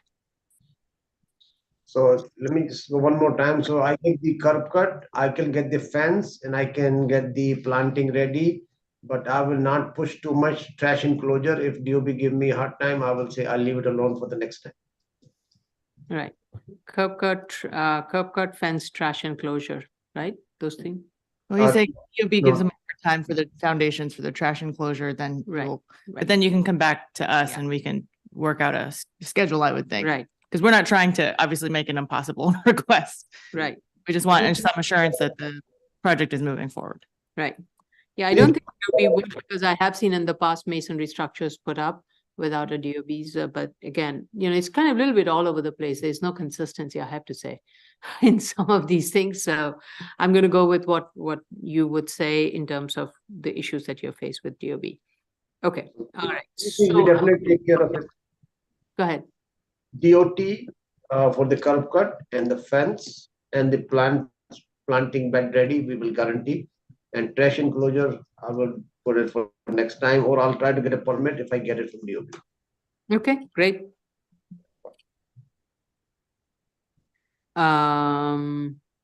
Let's then, I make a motion to close. Chair Shonda, Aye. Vice Chair Shabeta, Aye. Commissioner Otley Brown, Aye. Commissioner Sheta, Aye. Commissioner Yoon. Aye. Okay. Thank you. Thank you. Thank you. Next item, 2022-46BZ 1005 Bedford Avenue, Brooklyn. All right, this would be Alexia Landsman, Jason Yeah. Diaz. Maybe. Let me see.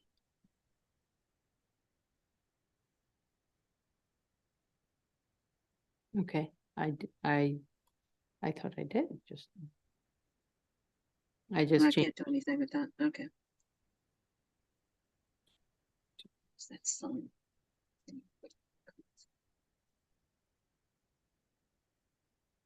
Perfect. Hello, can you see me? Yes, good morning. Raise your right hand. Yep. Do you affirm to tell the truth, the whole truth, and nothing but the truth in your testimony before this board and to respond honestly to board member questions? I do. Oh, I'm sorry. I should have asked you if you have anybody with you. You have I don't. anybody? Okay, Myself. great. So Yeah. please state your name for the record and proceed to respond to the board's comments. Good afternoon, Madam Chair and Commissioners. My name is Alexia Landisman from Sheldon Nobel PC on behalf of the applicant. We have attended the executive session and heard the board's interpretation for the fencing on the roof.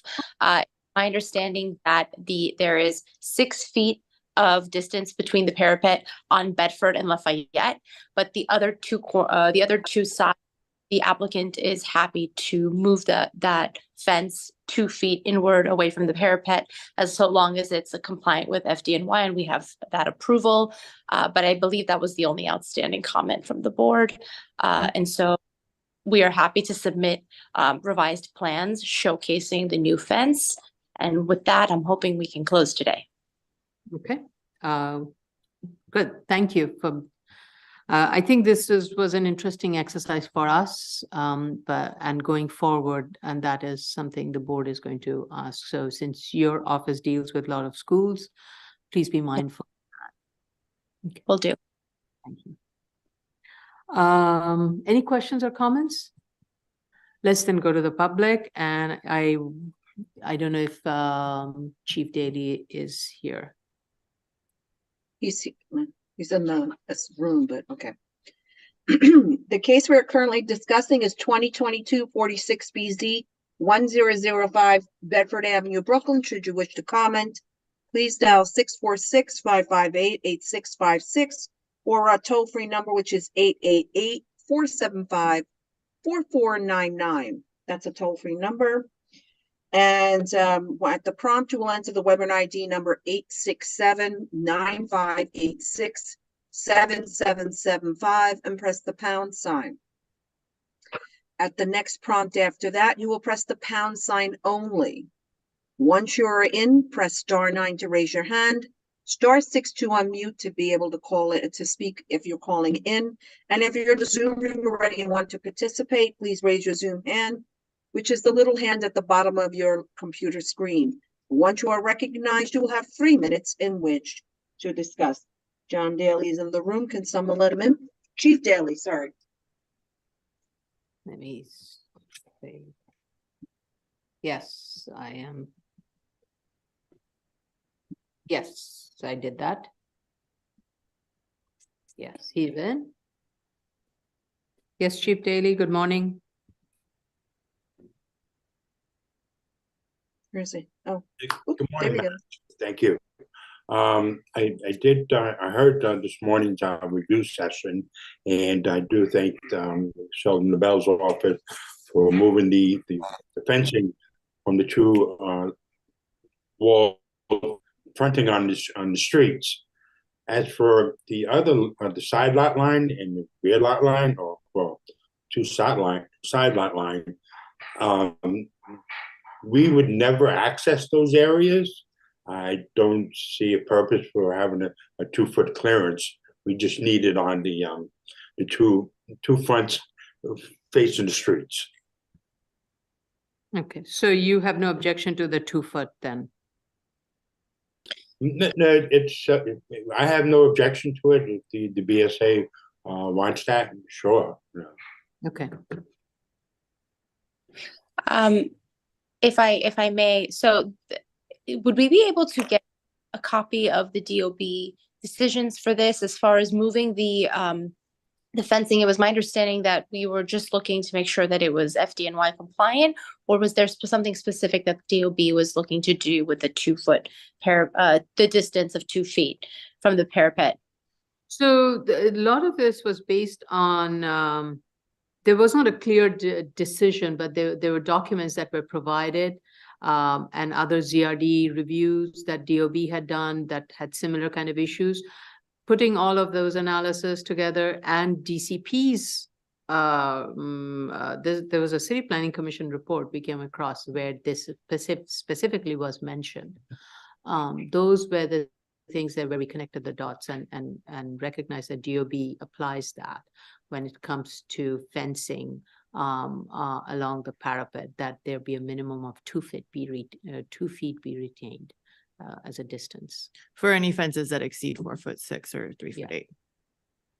So, Got it. so I think your question is, no, there's nothing specific that DOB has asked us to ask you for or anything. We're just interpreting what we received from DOB so that hopefully we're interpreting it consistently with how they will when they do your plan review. Okay, understood. And if you can, are we going to have anything like this in writing? So if our client needs to go to the DOB, that they're not having any issues with the fencing or anything like that? I would say reach out to our general counsel Okay. on this matter, and maybe we can offline you can have a little bit more clarity on this. Beautiful. Thank you very much. If there aren't any issues, all we would need is a revision to the roof plan with regards to, you'll need to submit the complete set of plan with the roof plan being revised. If everybody's okay, can we close?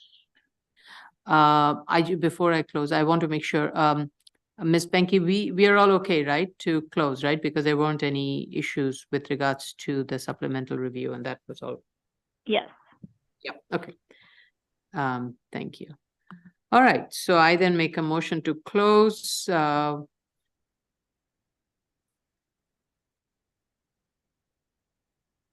ready? Yeah. Okay. Chair Shanda, Aye. Vice Chair Shabeta, Aye. Commissioner Otley Brown, Aye. Commissioner Sheta, Aye. Commissioner Yoon. Aye. Okay. Our project manager will get back to you as to when we will schedule it. How long will it take for you to make that revision? Actually, I should ask you that question. We submitted by the end of the week, if necessary, as soon as possible. If we have time for a December decision, wonderful. If not, then I guess in January. Okay. All right. We will get back to you. Okay. Thank you very much, commissioners. Thank you. Bye-bye. Sorry, I dropped my phone. Next case. The next case is 2022-92 BZ 950 West Fingerboard Road, Staten Island. This would be Jay Goldstein. Mhm. I don't know if he would be with anybody else.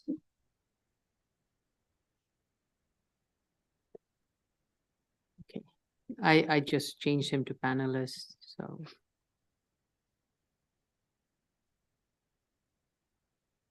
Yes, good afternoon, everyone. Are you with anybody, Mr. Goldstein? Yeah, Willie Zambrano should be with me. Who? Okay. Willie Zambrano, The architect. the architect. Yeah, okay. Done.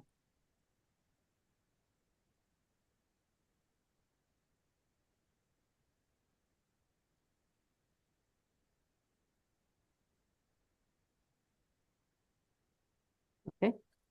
I think I did let him in. I see him. He's on. It's coming. Can you unmute and visual, please? Hmm. Put your camera on. Thank There we you. go. There we go. Okay, raise your right hand. Do you affirm to tell the truth, the whole truth, and nothing but the truth in your testimony before this board and to respond honestly to board member questions? I do. I do. Please state your name for the record and proceed to respond to the board's comments. Good afternoon, Jay Goldstein. I'm here today with Willie Zambrano, the architect for the project, on behalf of the applicant.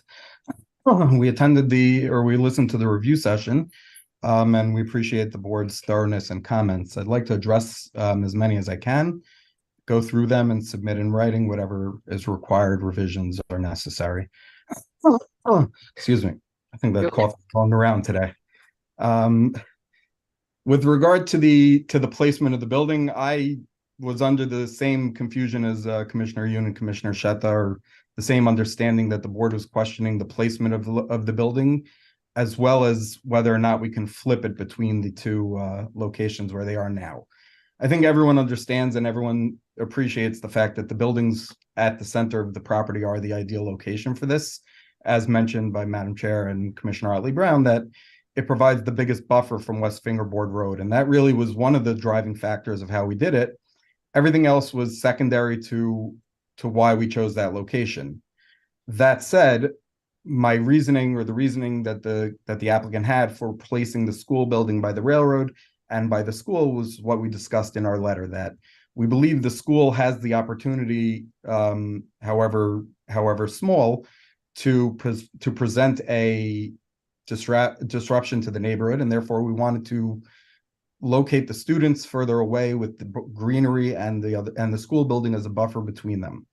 As mentioned, the school building itself at the ground level and at the upper levels, we're not going to have windows facing the residential, and really we're only adjacent. By placing the buildings this way, we're only really adjacent to two of the residential neighbors, or the building is only adjacent to two of the residential neighbors. That said, in furtherance of our of locating the buildings this way, we did propose a number of mitigation proposals that we hope the board that we believe is what the board usually likes to see, and that we hope that the board will agree with us, will present a method of ensuring that the school building as proposed does not impact the neighbors. For instance, the fence at the sides, I agree that the fence needs to be clarified where it's going to be located. It'll attach to the side lot lines. We've done this many times with other schools and synagogues where we called it panic hardware back then, but Commissioner Yoon, you're correct, we'll have an alarm on the gates, an alarm on the egress doors, so that it's only used for egress and it will remain locked at all times. We actually removed any concrete or any paving from behind the building to further reduce anyone's interest in going back there. And to the board's points, we can add some additional plantings and make this an area that can't be utilized as a congregating space. With regard to the fence around the property, we do on Z02 show a typical fence, which is a decorative block fence with a wrought iron, 3-foot wrought iron on top of that. So a 6-foot fence that is shown as typical around the entirety of the property. After that, we're proposing the 2 rows of trees that would be planted 10 to 12 foot per tree. And we show on Z02.1 what I think the tree planting detail that you were asking for, Madam Chair. But if you're looking for something else, we're happy to provide it. Yeah, I did see that. It's just that it didn't provide the depth and other specifications. So, I want to make sure, the language says it would be to the depth of the required bulb, but, we want to make sure you're not putting tulip bulbs, you're putting bulbs that are going to result in big trees. So I just want to make sure the room for interpretation is 0, and it's absolutely. I'll confirm it. I'll confirm it again with our landscape architect and update the plans if necessary. Yeah. And we've done, as Vice Chair mentioned, we did propose the dual rows of planting along the shared lot line with all of the residential, again in an effort to really minimize any impact. I'll note to the board that I would say, going back to that landscaping, I think with regards to the location of the school, way it's hemmed in, and especially that rear portion of that landscaping green space, if it is not going to be made accessible to students at all, just put a lot more planting, just trees of different heights and sizes. So you're doing 2 things. You're just making sure it's not a place where people are going to gather, hang out, understood. And it also adds more buffering for you, as Commissioner Otley Brown pointed out. You're not only providing more of a visual buffering and otherwise for yourself from your neighbors, but also for the neighbors from you. And you also, I just want the plan to read the way you're envisioning the operation of the space. And I do not want to leave it to chances of possible themes. That's fine. I understand and I appreciate it, and we'll take those comments. With regard to the actual location of the building, so we heard the board's comments. and I'll just start preliminarily with the terrace space at the second floor that's that's outside of the base medrash. We're going to remove it and we'll give just the minimum necessary for the secondary means of egress. If we can locate it that we just rotate the stair and it can be accommodated that way, we'll do so. So you remove the balcony and the terrace. We're going to remove the balcony off of the second floor base medrash. There will be a small portion at the rear, not on the sides, but at the rear that'll that's 15 feet about, that's accommodating the gym and the pool below. Right, but that's not going to be accessible. No. We won't have it accessible at the second floor. No, I'm just saying that so at the first floor, you'll still have about 55 feet from Glendale Avenue to the first floor of the building, and about 70 feet to the second floor of the building. From the side yards, from our neighbors on the side, you'll have 49 and 12 is 61 feet between us and the neighbors. Okay, so the terrace will remain. Okay, I understand, because you're setting the building back from the building. Okay. So now, just also dimension all the floors, because as I was looking at the dimensions, and some were there, some were not there, so it's easier to right. So we provided, actually, I did the same thing. I had the same comment that we provided Z02, which is very cluttered, and then I provided Z02.1, which had the dimensions, but we can clarify to make sure all areas are dimensioned. Yeah. Dimensions will change anyway, so we'll just dimension everything. Yeah. No problem. So with regard to the actual base medrash and the size of the base medrash or the shul, I wanted to go through just briefly the daily schedule, on a very macro level, because I think that it will explain the chart, and then we can clean up the chart if need be. But this follows a very typical high school schedule for these students. They wake up very early, they go to the base medrash, they'll have small group studies, and then they'll have prayer services, we'll have breakfast. We'll go and have these small group study sessions that are a lead up to the classroom section or the classroom use. So they'll come in and they'll utilize these tables where you'll have small groups sitting at a table. So the first question, or the first thing I'd like to address, is that the board is saying that the base medrash can actually accommodate many more people than is being proposed by the occupancy of school.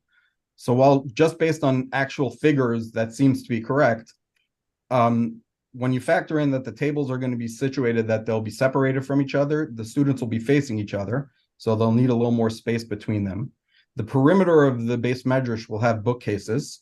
That'll have the storage that'll have the all of the resources for all of their study materials, in addition to whatever books they bring themselves. So routinely with this type of study, which I went through myself, you'll have, I'll come with the main tractate, or the Talmud, and then there are treatises, as the lawyers will call it, that explain the tractates, and those will be on the walls, as well as prayer books, as well as the Bibles. Those will be stored on the walls for the use, and they'll be used, they'll be put back, and it's typical in synagogues, it's typical in Beit Medrash. In addition to that, at the center of the base medrash, you have the large podium where they read the Torah and where people are called up to the Torah. And then at the front of the Beit Medrash, which is when you're looking at the plan to the right, you can see it's very light, but you'll see the outline of the stage or the podium where the ark is. So you don't have all of this open space to actually accommodate the 385 students, or 385 people rather. You have, as mentioned, 250, 260 people that can fit in this room. And we can illustrate it a little darker so that you see the layout. We can put the bookcases there so you see where they are. But we put the square footage and the occupancy equals 385 because that's what code is. But that's not what the proposed is. The proposed is, as mentioned on the chart, 261 in this room. And we don't think we'll be able to fit any more than that, because if you've ever walked into a Beit Medrash, which some of you may have and some of you may have not, it's a very large, loud space where you walk in and you're kind of hit in the face with the volume that they're arguing their cases, they're studying. It's not a library. So you have these students that need some space between them so that they can concentrate, but they're also encouraged to get up and walk to the older students or the more advanced students so that they can work with each other and work off of each other to prepare for their classes. So I would suggest, I remember, I mean, we have reviewed enough of Baish Madras in the yeshivas, and yeah, what I would want you to do is then provide a chart of each one of these spaces that you're proposing, indicate what is the, per code, the maximum occupancy, but what is the proposed occupancy. And because that would be then put as a, if you do move forward with this, we will put that as a condition, as the limit of the occupancy. So I think we did that on our charts. We have the occupancy load. It is there? Yeah, if you look at, sorry, we did it A03, you'll see the proposed versus total occupancies. Do you see it on my screen? I'm pulling it up. Yeah, it's there. We see. I actually have the is A03. I'm looking at it too. Okay. So this is where it shows the 317 versus the proposed, which. That's for the classrooms. If you look down to the school, it's 385 versus 261. So now in the classroom, why do you need, why? So you'll have roughly. And this is a question I have, and this is a question, given the amount of time the students are spending in the Baish Madras, which is a huge place, why do you need such generously sized classrooms then? So you'll have, so I'll continue on with the schedule of the day or what we did and what's proposed. You'll prepare for your class. The self-study where you're in the small groups is in preparation for the classrooms. They're giving the syllabus, they go through those points and they prepare. At some point in the late morning, early afternoon, they'll split up into the classrooms where there will be 10 rabbis who give lectures. It won't be exactly 10. Some classes will have 11, 12, depending on their scholastic abilities. We discussed it in our statement of facts, I believe. So they'll go to those classrooms, they'll have that classroom. After the lectures, which run anywhere from an hour to 2 hours, they'll break. During that time, the Beit Medrash will be used by students who need extra tutoring or students who need help with their subjects. They'll break from there, go to lunch, go down to the cafeteria for the lunch service, and then they'll come back up. There'll be afternoon prayers, they'll have afternoon lectures in the classrooms, or they'll come back depending on their age, and their scholastic abilities. Some of them may come back to the Beit Medrash and study in the afternoon in the Beit Medrash. And then in the late evening, they'll have dinner, they'll have, again, small study and then break off into classes. And they'll end their day at 9:30 with prayer services in the Beit Medrash, everyone together again in the Beit Medrash. So it's not that all of the rooms are used at the same time throughout the day. But then the utilization study has to be revised because the way it's seen, submitted, it looks like all throughout the time students are in Baish Madras. We'll go into a little greater detail. We took that schedule and utilization is something I used on a different project that had a very similar schedule, and the board liked that chart, but I can break it down into finer details to explain the use per, break it down into a little more. Because it really is contradicting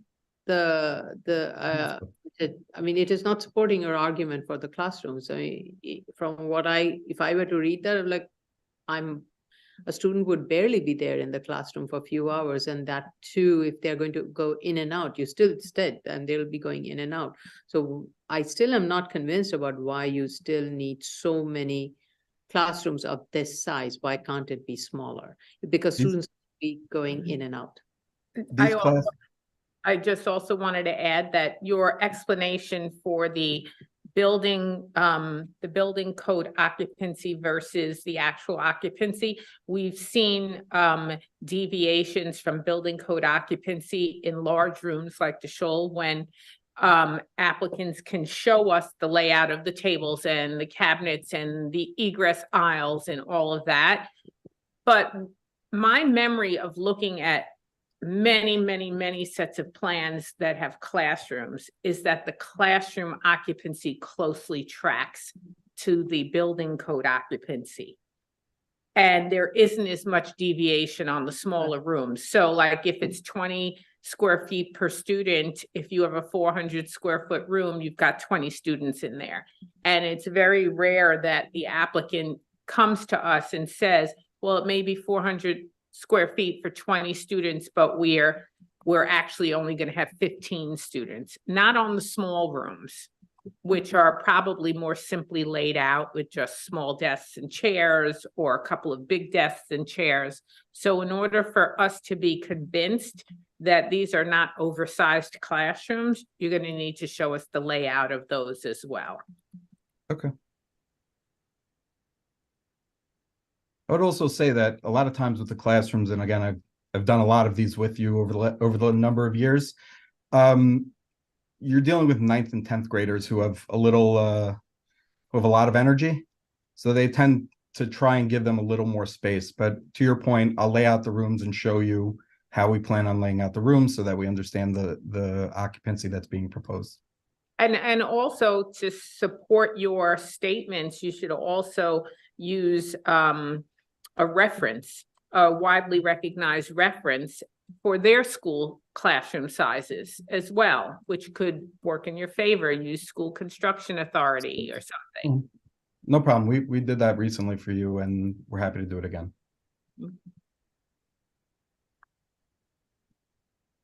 Sorry, just 5 minutes. Okay, so that's, I mean, that with regard to the Beit Medrash, I believe that in my mind that justifies the size, because once we start deducting for everything else, you won't have the spillover that we're seeing just based on numbers. And I can make the tables and the arc and the furniture a little darker so that it's clearly recognizable, and lay out the classrooms as well to show what we're proposing.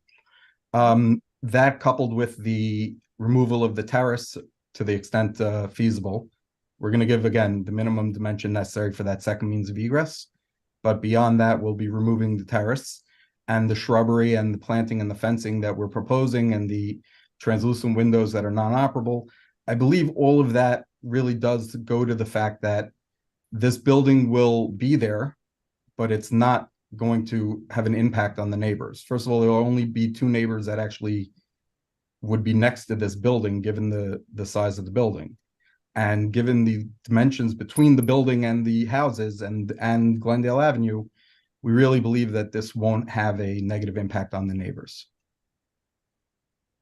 Just to go back to the furniture arrangements for the shul, sorry, I know we passed, but just a quick calc of what you've got in the furniture layout shows seating for at least 350 kids. So just make it more.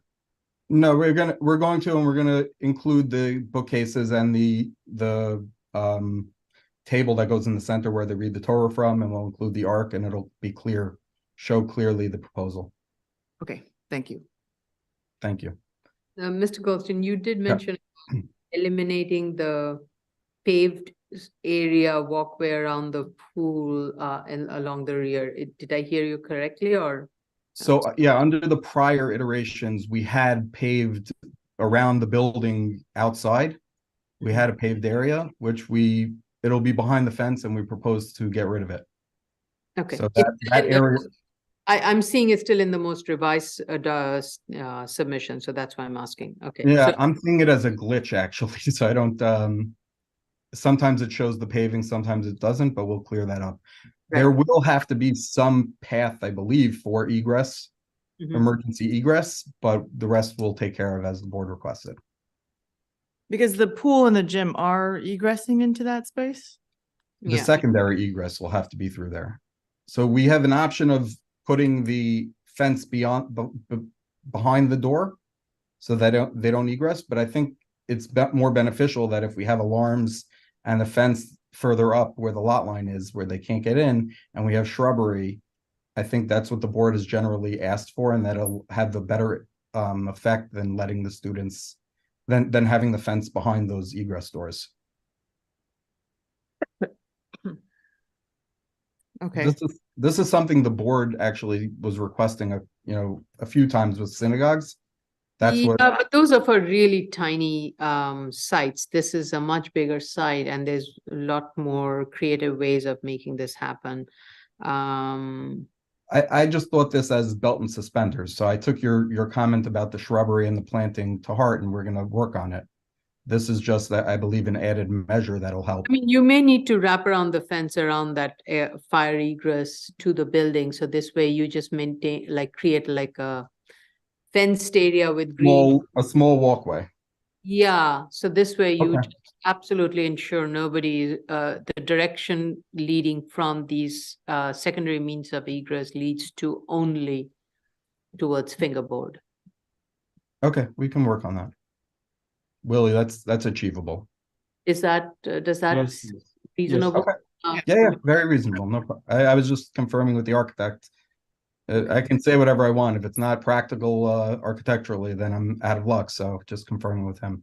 It's okay. Okay.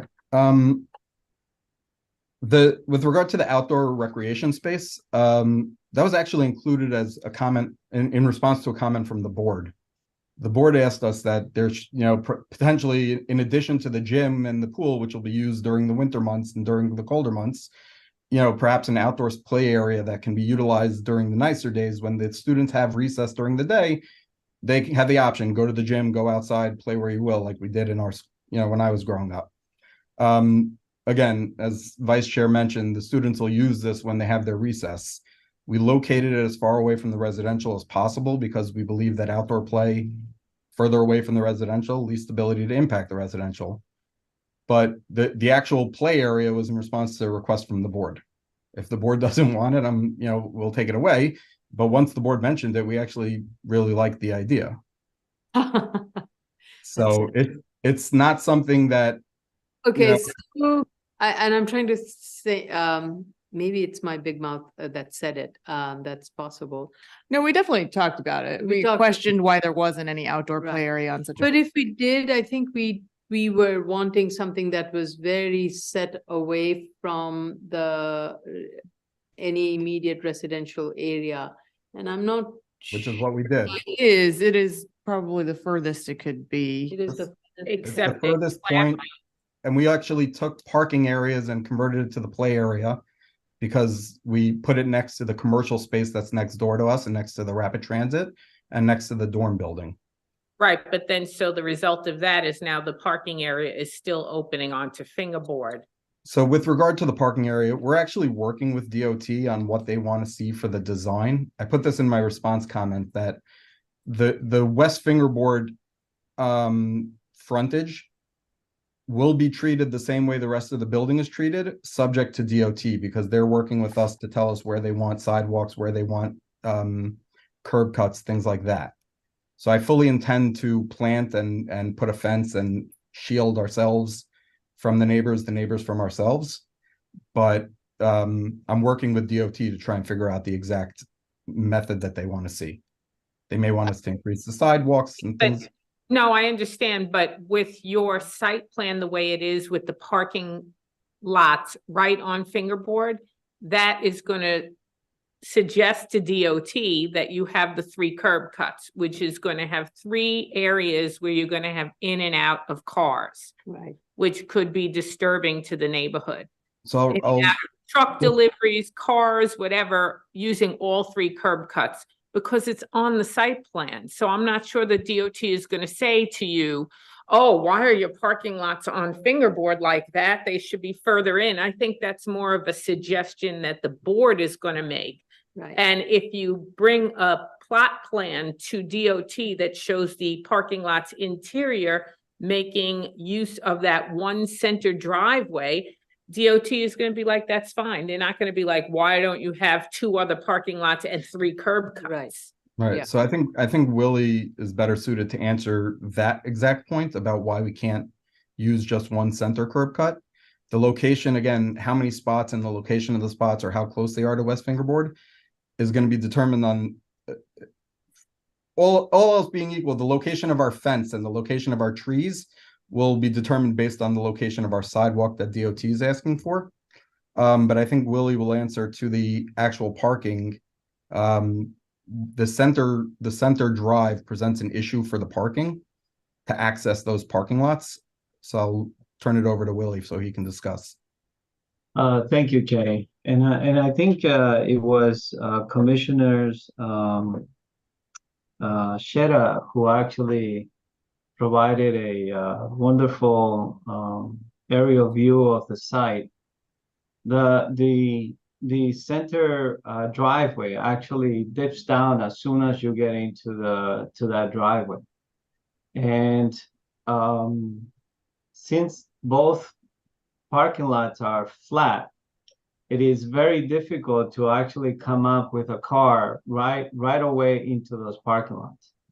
We would have been able to do it, but the reason why we opted not to do it is because of the steepness of that driveway as soon as you get into the property. And I think Commissioner Sheta actually showed that wonderfully on that aerial view that he had from Google Maps. Okay, but wait, actually, wait, can I push back on that for a second because you're addressing my comment? The previous set of plans had 4 parking lots, 2 that were on fingerboard and 2 that were recessed into the site, and like 100 and somewhat 108 parking spots. So what we said was reduce the number of parking spots to what your demand is, which was 69, which means you could get rid of some of the excess parking spots. But you did have interior parking lots. So now your new plan has 1/2 of an interior parking lot on one side and none on the other side, and the 2 exterior parking lots. And now you're telling me you still need the fingerboard exits, when you didn't really. You just needed to get rid of those parking lots and keep those interior parking lots that you had on the other set of plans. At that point in time, you weren't telling us that that center driveway wasn't working. You suggested it.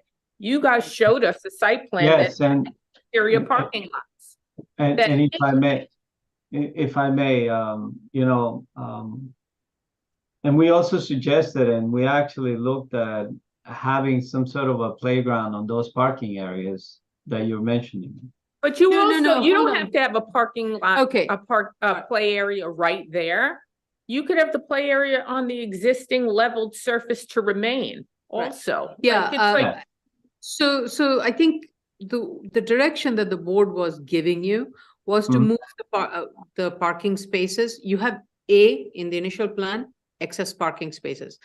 Contain the parking spaces to what your demand is. If your demand is 69, you can contain them in not necessarily those 2 parking lots that are fronting on fingerboard. Those could be the other 2 parking lots. One of them, which has been is proposed to be converted into playground. So because you can get there, I mean, your plan shows somebody can drive through. I mean, fire department is going to drive his truck through it, get around to it. It's not like it's not navigable. It has to be navigable. And your trash collection, all of that is going to happen down the road. So I don't see why a car cannot go down and park there. And and allow parking in those areas, and then reduce the parking along that frontage of fingerboard and turnarounds and entry and exits from that.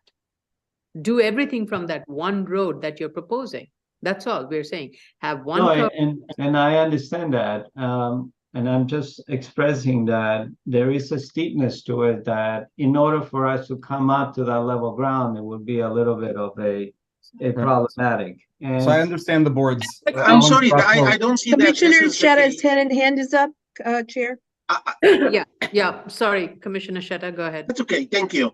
I can see that this is, if Commissioner Yoon, if you allow me to share my screen, please. Of course. I can see that this is the case. Actually, that the way the site is currently configured is kind of like a central driveway, with the exception of that curb cut. So I don't look at this as a steep driveway. I believe it's very gentle driveway. And I'm not sure what is the need for this all parking spaces that you're currently proposing. And I just want to caution you that, like, keeping all these paved areas within the site is gonna maximize the design and the cost for your stormwater management system, which you indicated, or the whoever submitted the stormwater management memo indicated that it's driving the locations for the buildings.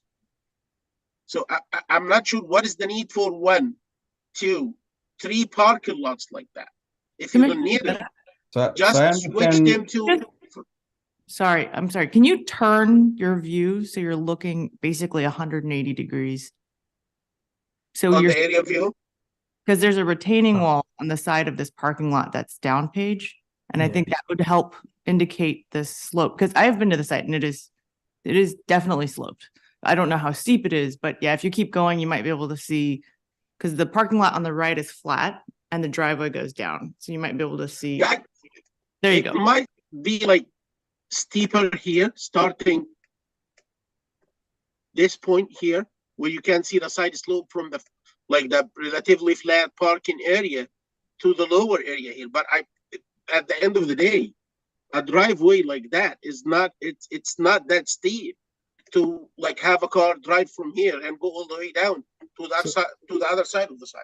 So I'll just clarify one point, but I understand the board's direction and we'll look at it and no problem. Just to clarify what Mr. Zambrano was saying, to go down the main driveway and make a quick right to get into that parking area where your cursor is right now, that's the slope that's steep for him Then to get access. rid of that parking lot. Yeah, Because I understand the board's correct. I understand the direction based on that. So we're gonna. If I may, Jay, also, best practices, right? And I'm not a civil engineer, but I've been accustomed to actually creating some certain ways of actually ingressing and also egressing from parking lots. And when you're having quick right turns like that, and when you're coming out in and out, we don't have to talk about this because I got it. the comment. Comment is when I am a resident on Fingerboard and I'm looking at that, I'm looking at a mall, a strip mall parking lot with a lot of ins and outs and an awful lot of concrete, and it is unsightly, and I should not have to look at that. That's the comment. Figure out how you're going to do it however you want without the pushback. Understood. No, that's what I said at the beginning of it. I understand the board's direction, and I will go and we'll go through it and see what we can do. And I just want to make clear, this is a variance case with the hardship based on a programmatic need, not steep topography. So the applicant does not have a programmatic need to create traffic on West Fingerboard Road by having 3 curb cuts. The board has stated that they would like to see the elimination of unnecessary curb cuts. Understood. Commissioner Sheta, you still have your hand up, or is it? No, I stopped it. Sorry. Okay. Before we move on, can I just ask a question? It's a follow-up question, not related to parking, but related to Commissioner Otley Brown's comment about potentially relocating the playground to the existing leveled surface to remain. Can you explain either now or in future submission what is happening in this general paved area here? Because it's quite large. No problem. I'll address it in writing. Okay, thank you. All right. I think the final point or discussion is really with regard to the storage at the dorm room. Unless I missed something about the school building or anything else, I believe the next the final comment is about the dorm and the storage at the cellar.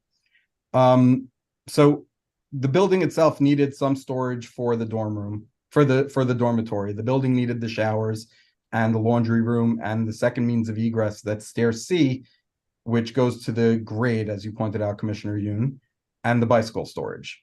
Once we were building some storage in the cellar, instead of having it additional storage or additional space in the school room, in the school building, the school itself decided that they'd rather do this subcellar, the subgrade area of the dorm building to be additional storage for the school. Why there are windows? Isn't that a lot of moving of material from one building to the other? I mean, I don't think it's daily storage. It's books, it's materials. It's not a daily storage where you're going to have people going back and forth every day. And this just, in terms of they were doing this anyways to build the cellar over here, it made sense for them, and it was just cost effective for them to put it here and to have it here. So okay, that is too generous of storage space for just books and material. Either you have a partial basement and put the rest on stilts, or I still don't see the justification. And why do those windows need windows? The windows can be taken out. The windows were just put there. Right. No, I would suggest just a design element for the side of the facade, because that facade, when you look from that side of the building, it's already above grade. Right. So it's I just a think, design element. again, like I said, we want the plan to read the way it is supposed to behave and no room for any discretion of or diversion from what is being approved for. So, And just on that point, Chair, if the applicant can make corrections to the drawings and statements throughout the record to mentions to school building should be community facility building. yeah, The board is not approving a 1210 school under this application. Right. I thought we called it a religious institution, or religious school or something like that, but we can correct it. Drawings I- as well. Your drawings say school. Drawings. Okay, the drawings, I can update So that. what I would suggest is you either maintain the storage along the interior portion and have the rest of the building on stilts on the outer portion, or the vice versa, or you don't even have to dig in that much of the storage area. You just kind of do a little bit of it. You don't have to do too much of cut and fill. It's just build. Right, so I think we may keep the separate smaller storage rooms because they're less digging, less excavation. I'll leave that to Mr. Zambrano to figure out. Yeah, yeah, it is not at all convincing, and it is, it's a little bit of a red herring. I mean, between the two buildings at their closest point, they're 72 feet apart. Yeah. Why would you store things for the school 100 feet away? Yeah. It doesn't make any sense, at least as far as you've explained it so far to me. Right. Okay, understood. Hmm? Understood. Well, that's the justification for so many storage rooms has not been made, and it is not just because you're building it, you have the space and you're going to use it. It's not good enough. I mean, it really needs to have They need to be for code. They show the code occupancy on all yeah. the plans. That's that's consistent. a different matter. But again, I actually want to look at the plan of the school. The religious institution. Sorry, the religious institution. Thank you. Community facility. Yeah, again, I mean, that's why I'm questioning even the number of rooms that's been designated for classroom areas is why that is needed, because a couple of them can be converted into storerooms for the books that would be needed for your educational purposes in this room. That way, the close proximity of it is very justified.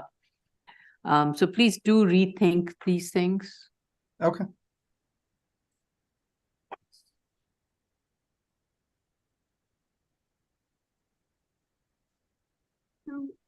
That's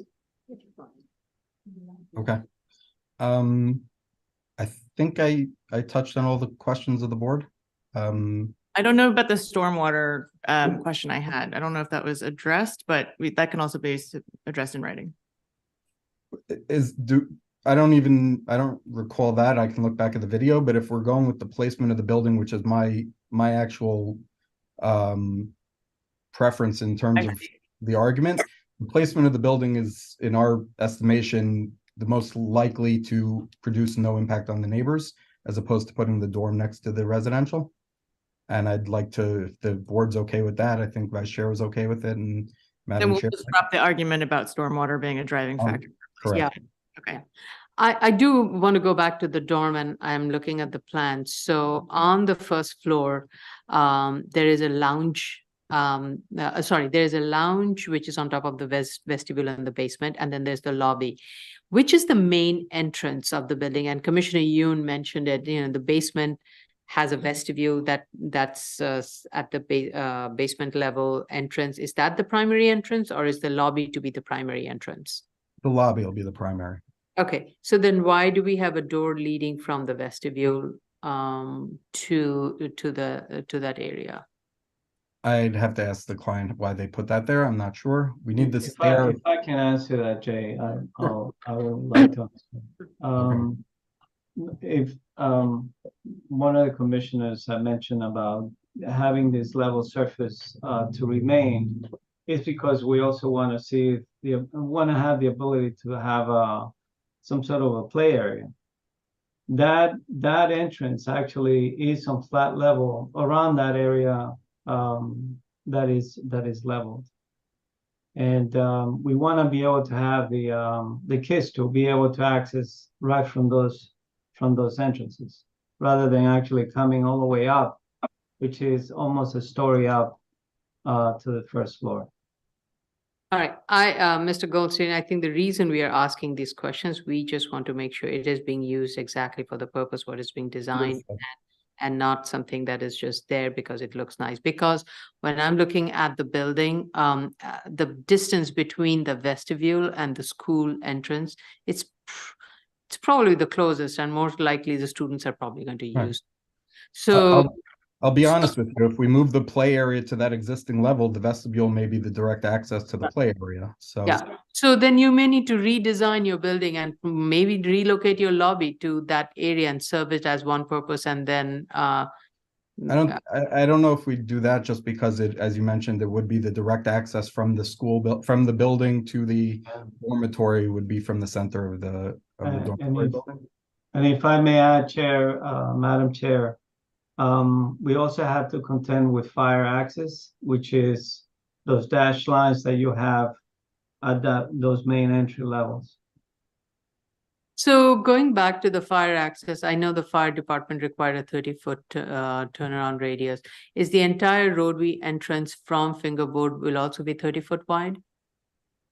Only on the roundabout, we have allowed for 33 plus feet, and it's able to be accessed by any fire truck. And the buses, when the buses are going to arrive, where are they going to park? Are they going to be coming around in this turnaround and driving back, or?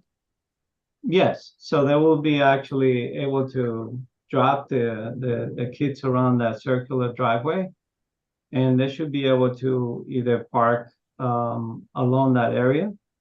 And they're not going to be there all the time, so they should be able to actually drive out.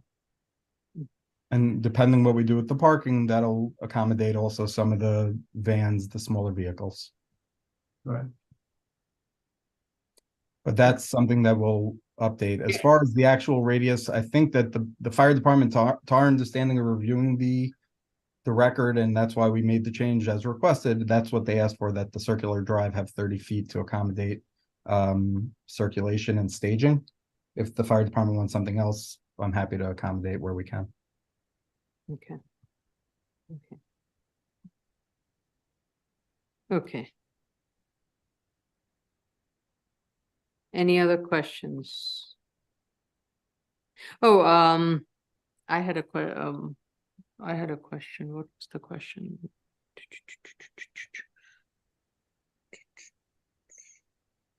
I forgot. What was the question? Right. How do you ensure that the operation of this building, throughout the operation of this building, the distribution of the modal split that you have indicated will be retained, and it will not, let's say, instead of being 4 large buses, these will all become vans? And this goes to the question of the traffic, trip generation, and other things.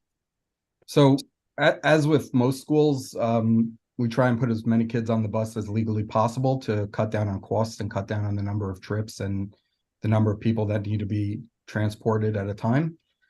I don't think I've seen, I don't recall in any of my cases, how the board has ever limited the modal split. If I'm happy to work with staff offline to come up with something, but it's not something I've ever done, and it's not something that's ever been asked. All right. to my Okay. knowledge. As our general counsel is stating, it seems we don't get such large cases, so we don't, but we asked for, like, I think there was one in Queens. So this was in a manufacturing district. I think this may have been your case, Mr. Goldstein. Yes, I do remember that. There has We in the did past. require bus. I'll talk to Mr. Vine. Restrictive declarations for bus parking at Something like other that. Yeah, sites. I do remember. That's with regard to restrictive deck for bus parking. We've done that a number of times, but with this That is school, that is for a different. that's for daily commuters where you have them coming in and coming No, back. so this, sorry to cut you short. This was a case that was yours and it was a manufacturing site. It On reduced 88th Street. Queens. Right, and in that, I think the board had similar concern, and we did ask and the drawings to indicate where the buses are going to be parked or where the vans are going to be, so it was very. On that case, unless I'm mistaken, but I'm fairly certain, on that case, we put the buses on the plot plan just to show where they'll be located during arrival and dismissal. I'm happy to do that. I don't know if that goes to your point or not. Because these buses are not staying here all week. These buses are going to drop off Sunday morning, pick up Friday afternoon, and not come back during the week. So I'm happy to show you how we can stack the buses on the site, during arrival and dismissal, but I'm not sure, if that's what you're asking. Well, I do think that there is a little bit of a missing link in terms of that, because if you're going to have so many buses and vans all coming at the same time to drop off pickup, I just want to make sure there is enough space within the site to accommodate all those vehicles without them spilling onto Fingerboard Road. So that is an analysis that is missing. And for that, you do need to show the maneuverability and how you're going to contain them, like which parking area is going to be used for the vans, which parking is going to be used for carpooling, and how they're going to come there and all be located so that they can all, and not going to create a mess. So I think that does require more of a clarification. That I can do. That's fine. And please be aware the board prefers architectural solutions over our operational solutions. Well, this is just, we're going to put the buses on the plot plan like we've done in other cases to show the size and the maneuverability. I think it will be an helpful exercise. Sorry, General Counsel. It will be a helpful exercise for you to go through, because that will also give you an idea of where to eliminate the parking spaces as we are directing you to do, and where to contain them, and how you can access them also. So I understand that you're trying to repurpose all the existing flat surfaces for your parking, but it's a new operation, new gig, new use, community has concerns. And no, I understand the chair. I understand the board's comment with regard to the parking. I understand, Madam Chair, with regard to showing it on the plan. General Counsel, if you have a different understanding of what I stated, happy to discuss it now or offline, just of what you want to see. And just also, echoing the comments of the commissioners, looking into removing not only parking spaces, but existing or proposed curb cuts on Fingerboard, providing internal access from the proposed internal street, potentially widening that, and then potentially relocating a proposed playground to the existing leveled surface to remain or around that area. Yeah. Okay. Okay. Any other questions before we go to the public? Let's go to the public then. Okay, the case that we're currently discussing is 2022-92 BZ 950 West Fingerboard Road, Staten Island. If you wish to comment, please dial 646-558-8656 or a toll-free number, which is 888-475-4499. At the prompt, you will enter the webinar ID number 867-9586-7775 and the pound sign. At the prompt after that, you will press the pound sign only. Once you are permitted in, you will have pressed *9 to raise your hand, *6 to unmute to be able to speak if you're calling in on the phone. And if you're in the Zoom room already and wish to comment, please raise your Zoom hand, which is the little hand at the bottom of your computer screen. Once you are recognized, you will have 3 minutes in which to discuss. Okay. All right, Mr. We have 4 individuals in the waiting room who are not associated with representation of following cases. It's Charles, and mind you, you're allowed to watch the hearing and you don't have to testify. But we have a Charles Fasano, Diane Vigiano, Jim Kettig, John McNally. Those are the 4 names. So if you would like to testify on this case, you have 3 minutes. Please use the Zoom raise hand feature to be recognized. They might be for the Shore Road case, but all right. Okay, just to recap, I guess, while we're waiting. For this, for the educational building, we'll be providing layout for the Beit Medrash with the bookcases and everything clearly noted, so we can show the proposed occupancy and how it's not overreaching. Same with the And classroom. also for the classrooms. Right, same with the classrooms. We'll do that, and we'll provide you with comparables.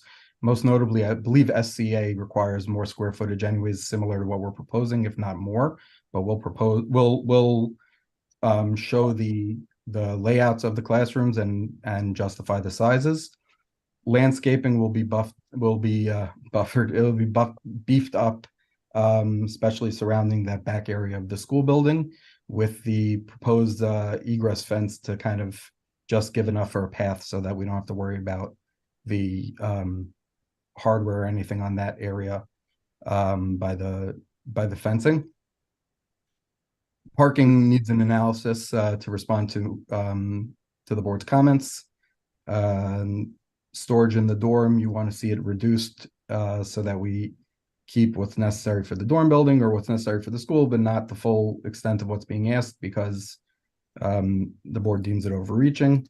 And then with regard to the arrival and dismissal, we'll show on the plans, the cars and vans and buses, their maneuverability on the plan, so that we can explain how we anticipate arrival and dismissal occurring. Yeah, and the other thing with regards to the Beit Midrash, I forgot the height of the Beit Midrash. It's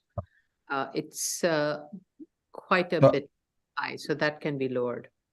So I think it's showing as higher than it actually is. The interior space is not as tall as that 27 foot. It is 25 plus. It was 26 and change shown on the plans. I don't believe the interior space is that long, but we'll analyze it and we can reduce it where possible. With Beit Midrash, as the board has seen, we do like to have higher ceilings. Number one, it's for just the volume of people that are in that room. We like to have it a little bit higher, and also because it gives prominence to the room, and the board is I understand that. So we'll reduce it where possible. No problem. Right. And please correct and revise all oral and written statements in plan and submitted documents from school to community facility. Mm-hmm. Okay. How much time would you need? And also with regards to the outdoor play area that the commissioner. Right, that in my mind, that's all part of parking and car layout. We'll reconfigure and look at the vestibule as well. I don't know the board's. I need about, Willie, 4 weeks. Okay. 4 weeks. I don't think the board. I don't think the board has hearings before then, anyway. So, if we can get on a January hearing, that'd be wonderful. Okay. Yeah. Actually, yeah. Has fire department reviewed the plan? Fire department, I mean, they reviewed it and gave verbal comments at the last hearing. I don't know if they have comments. They didn't issue a letter, to my knowledge. Yeah, we would need something from fire department. That's fine. Yeah.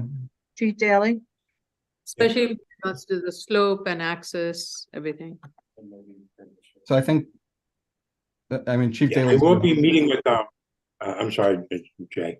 I will be meeting with operation later this week, and so I can provide a follow-up comments on the latest set of plans, and if we require additional information. Thank you.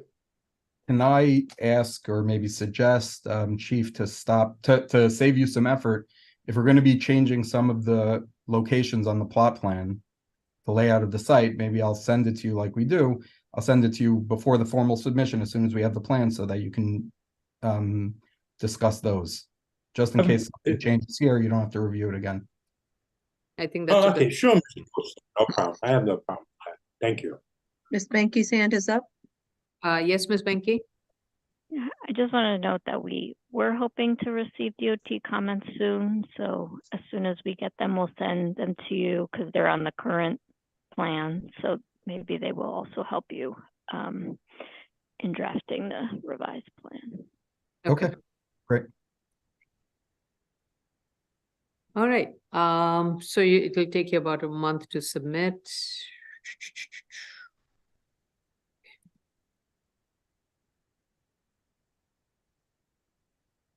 All right. I have noted down, we will, our project manager will get back to you with regards to the date.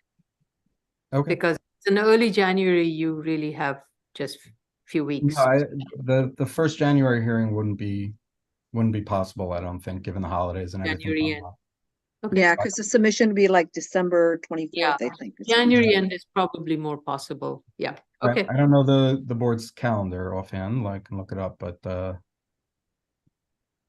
January, I forgot the second date. so January 22nd. 22. Yeah, January 22nd, 23rd would be appreciated if possible. And the submission for that is January 4th. That I think is doable. Okay. Okay. Chair Tracy's hands up. She spoke. Oh, she already spoke. Okay. Thank you all. Thank you very much, for everyone. hosting. Thank And- you. Bye. Okay, And Have a thank good- next, sorry. Next case, 2023-06 BZ, 1830 East 26th Street, Brooklyn. Ms. Altman?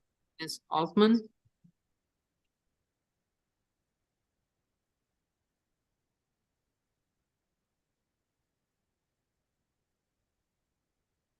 Good afternoon. No freezing today. No, Raise your I right reset hand. everything. I think it should work. Do you affirm to tell the truth, the whole truth, and nothing but the truth in your testimony before this board and to respond honestly to board member questions? Of course. Please state your name for the record and proceed to respond to the board's comments. Good afternoon, Lara Altman from the Law Office of Lara J. Altman. I did watch your review session today, and I have responses to all of your issues. With respect to the objection, just to be clear, the original objection that was submitted to your board in January when we filed this application, DOB inadvertently stamped it 2022 instead of 2023. Oh, okay. So we asked the architect to get a new objection. They got a new objection. That one was dated June 14th. Unfortunately, that one was missing the open space objection. So now we've given you a third objection that was dated 9/21. That one is dated 2023. And it also has all 5 necessary objections. Okay. So that was the rationale, and it was referenced in our cover letter why we had provided you a new one. Okay, thank you. Of course. And as far as the note is concerned, that note is actually listed on the Board of Standards and Appeals guidelines for drawings for special permits for 1 and 2 family homes. That's why that note is on there. There is an error in that note, though. When they revised the plans as requested by the board at the last hearing, they inadvertently failed to update the floor area. I've already spoken to the architect. The correct number is 800, and he's already sent me revised plans with that corrected. So I can have those out to you immediately. I'm just waiting for a set that has that bubbled. Got it. Thank you. That's why I was like a little confused with it. Yes, 800 is what should be there. That's why I wasn't sure how it was being analyzed. Okay. The 1170 was a carryover error from the last set. All right. Good. Thank you for that clarification. Any? I'd just like to note for the record that Commissioner Sheta is now absent from the hearing. Okay. All right. Any other questions or comments for Ms. Altman? Let's go to the public then.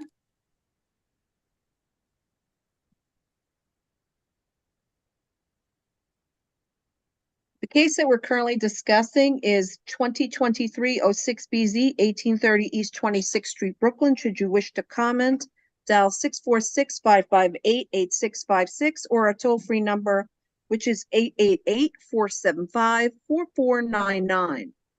At the prompt, you will enter the webinar ID number 867-9586-7775 and press the pound sign. At the prompt after that, you will press the pound sign only. Once you're permitted in, you will press *9 to raise your hand, *6 to unmute to be able to speak on the phone.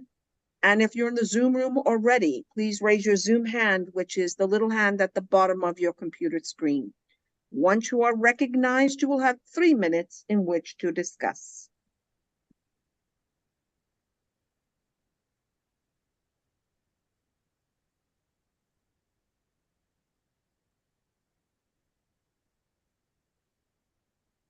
Okay. Hello,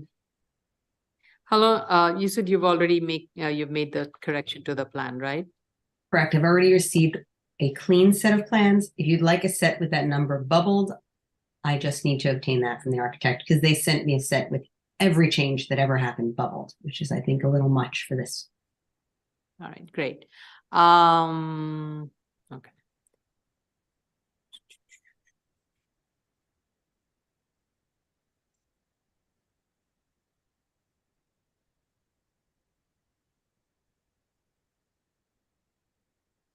Okay. So I'm going to, after the clock runs out, my recommendation will be to close it. And then you can submit the plans, complete set with all the revisions. And would you like a bubbled set as well? Yes, required. Yes. Our pleasure. With a legend, making sure that we know what the changes are, please. Or Well, the only cover them. change will be that one number. Yeah. Okay, so we're gonna close.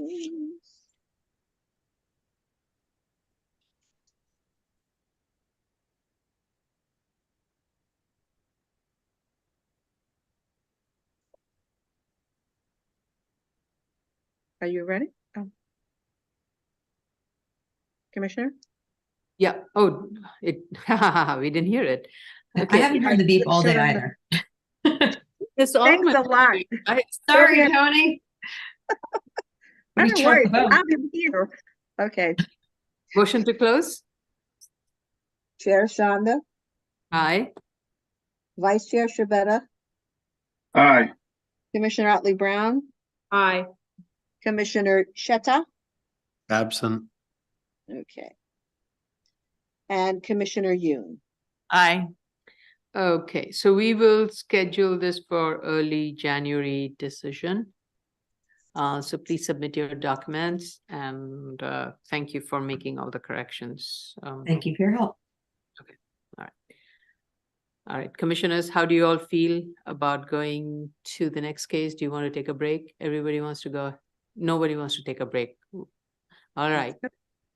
Let's go to the next case then. New cases, 2023-48BZ, 7509 Shore Road, Brooklyn.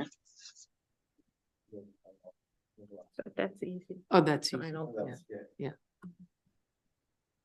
All right, who do we have from the participant? Stuart Beckerman is, and Mr. McNally, if you are a member of the public, then you'll have to wait. If you're a member of the team, okay.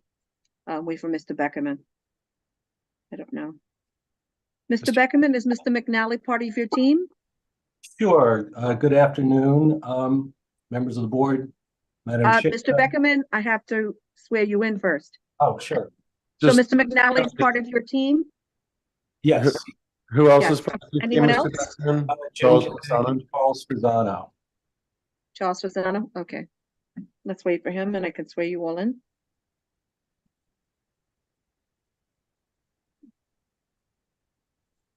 Who else? Mr. Ketting, is he involved also? Mr. is Beckerman? Yes. Is Mr. Ketting part of your team? Eugene Keddick, yes. Yes, Ketting, sorry, apologize. Sure.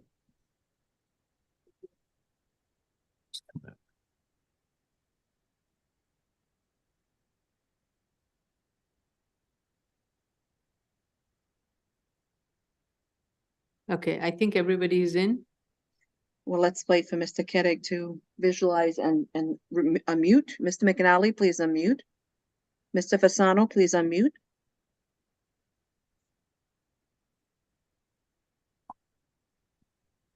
Yeah. Thank Here. you. Okay, everyone, please raise their hands. Do you affirm to tell the truth, the whole truth, and nothing but the truth in your testimony before this board and to respond honestly to board member questions? Yes. Okay.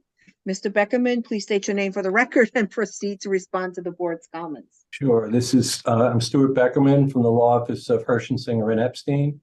And we are counsel representing Bay Ridge Prep, which is the applicant for this variance application. And joining me are, in addition to Charles Fasano, who's the founder and the head of the school, is Jim Keddick from Chandler Pierce Architect. He's our project architect. And we have John McNally from Philip Habib and Associates, which is the environmental consultant for the project. So first, I just want to thank the board for granting our request for an expedited hearing. We very much are hoping to get everything resolved before the summer so that we can do our work over the summer, so it won't interfere with school during the school year. So we appreciate that. Thank you for that. So the board raised several issues. Obviously, we can't address all of them now, but I will at least acknowledge them and say that we intend to address them. First, there were some questions. The chair laid out some issues with the plans, some things that needed to be clarified, that it was confusing. So we will, if possible, and I just ask the board's permission on this, just to make sure we don't miss anything. It was a little unclear, some of the comments, so if we can at some point after the hearing go over them with Ms. Prenga, if that's possible, just so that we want to make sure that whatever we do submit is responsive. I don't want to take up the board's time going over all that now. So thank you for that. One question we had about that was, and this was a question I discussed with the architect, Jim Keddick. What's the basis for setting back the fence 2 feet from the wall? That was something that we were not aware of. So this is really now, as we are, this is a question that was raised by the board as to how did would this constitute a floor area based on the definition of 1210, having anything above the parapet height. And upon further discussions and documentations that we received from DOB and city planning, we want to be consistent in the way we are directing in such cases where the fence is located. So what our understanding is from the documents that we have received from DOB is that any other fencing devices that is to be placed, it needs to be located at least 2 feet from the parapet for it, and therefore it's there in a city planning commission report. It's there in some of the ZRD ones that DOB had reviewed very recently with regards to parapet wall, and we are just trying to maintain that consistency in the way we are reviewing these schools or any such facility that is going to require fencing on the roof in addition to a parapet wall. Yeah, and the 2 foot requirement is in relation to a definition of floor area. Is that what you're saying? Yeah. It's in relation to the definition of enclosure, which is then tied to the definition of floor area. Got it. Okay, we will. I just want to remind the board that we are proceeding at this point with an as of right conversion of the existing building, so we can pull a TCO, irrespective of when and the board grants its variance, so that we can occupy the existing building as a school. So I just want to point it out. And in connection with that application, we are, and I think this is apropos of what was raised in terms of the need for the outdoor space on the roof, that was going to be done as an as of right approval So I think for this the existing building. So there are a couple of, this is where the confusion we have. you're saying you have an existing building which has a TCO. Now, I don't know if the TCO has been granted for, somebody needs to be turned off, somebody's mic is on. Okay, so I think, so there are two structures here. There's one that is an existing school building, and there's another one that is being proposed. That's not an existing building that is being enlarged. It's literally a demolition and building a new structure. So there are two buildings. So there's one is an existing, and the other, and what you're here for is a second building, which is a new construction. So if you're saying that the existing building can be an as-of-right construction and you can proceed with it, you may. But with regards to the fence, I don't know whether that was at all reviewed by DOB and where it is. Your existing building doesn't have a fence. Right. So I'm just kind of notifying. I just want to, address the board's confusion. So, right, there are actually technically two buildings and a garage structure on the site. So what we're proposing to do is there's the larger building, which is the older brick former rectory building. That is the building that we intend to use as the basis for our future enlargement. So we're not, what we refer to as the proposed building is the enlarged building. The enlargement of, we are constructing a two-story enlargement to that existing larger brick frame, larger brick former rectory building. So that building, is a subject currently of an as-of-right application, which we are going to be seeking an Alt 1 approval for the conversion of that building to classrooms. Is that clear or not? And then we're going to demolish that smaller building. Former house building. I think Mr. Beckerman, I think the board's trying to say that based on an interpretation of rooftop use in relation to heights of enclosure and proximity to parapet and definition of floor area, just measure twice and cut once with the amount of available floor area and the amount of floor area to be used such that it does not create a floor area non-compliance on your roof with respect to either building. If it's before the board, we're reviewing it, but if it's not asked for, it's not part of your grant. And I would further go and state that, fire department weighs in on these rooftop access, and for them, depending upon whether they have reviewed it or not, they would need definitely a setback of the parapet from not the parapet. Sorry, they would need a setback of the fence from the parapet to be able to access. So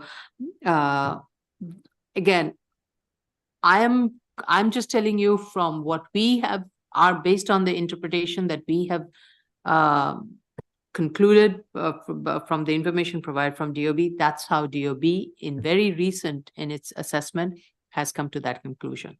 Okay, we appreciate that, and we will take that under advisement. Obviously, I don't think we've even, and Jim can confirm this. And by the way, I don't know who was talking last time. I'm looking around at the screen, so I just want to make sure I'm addressing the right. Who was that who was just talking? Yeah, no, we don't know who it is. It's just been the man who was explaining all me, Chase Vine. Oh, I'm sorry, I don't see you on my screen. I apologize. So, yeah, so I understand that, and that I just wanted to clarify that this goes also to the issue of the need for the open use on the roof as well. And I'm sort of segueing into that issue, which the chair raised. What is the programmatic need for that roof? And what I'm saying is that for the existing building, that is something we're going to be asking for as a right. And obviously we haven't yet gotten to the point where we've gotten an approval for that. So we appreciate the additional information you provided on that. But so I'm trying to separate the open use of the existing roof versus the open use of the enlarged roof. the enlargement's roof. Well, I think the programmatic You know what I'm need saying? still is very weak when it comes to justifying the need for an open classroom, outdoor classrooms I understand. on either of these structures. And especially, that is driving the second variance. Right. So I'm definitely not there with regards to the second part of the variance. I know commissioners are okay with the front yard, but I think we need. So, Madam Chair, I just want to make 2 points in response to that. One, we believe, so the need for the variance, we believe we need the variance even if we weren't using the roof, because we are going to be required to, under fire department rules, provide access between the 2 roofs. So even if we don't do an access ramp, we are going to have to do a ladder. And that a ladder is also not a listed permitted obstruction, and that would also exceed the height. So I just want to point that out. So that's an issue that we, that we're just putting out there.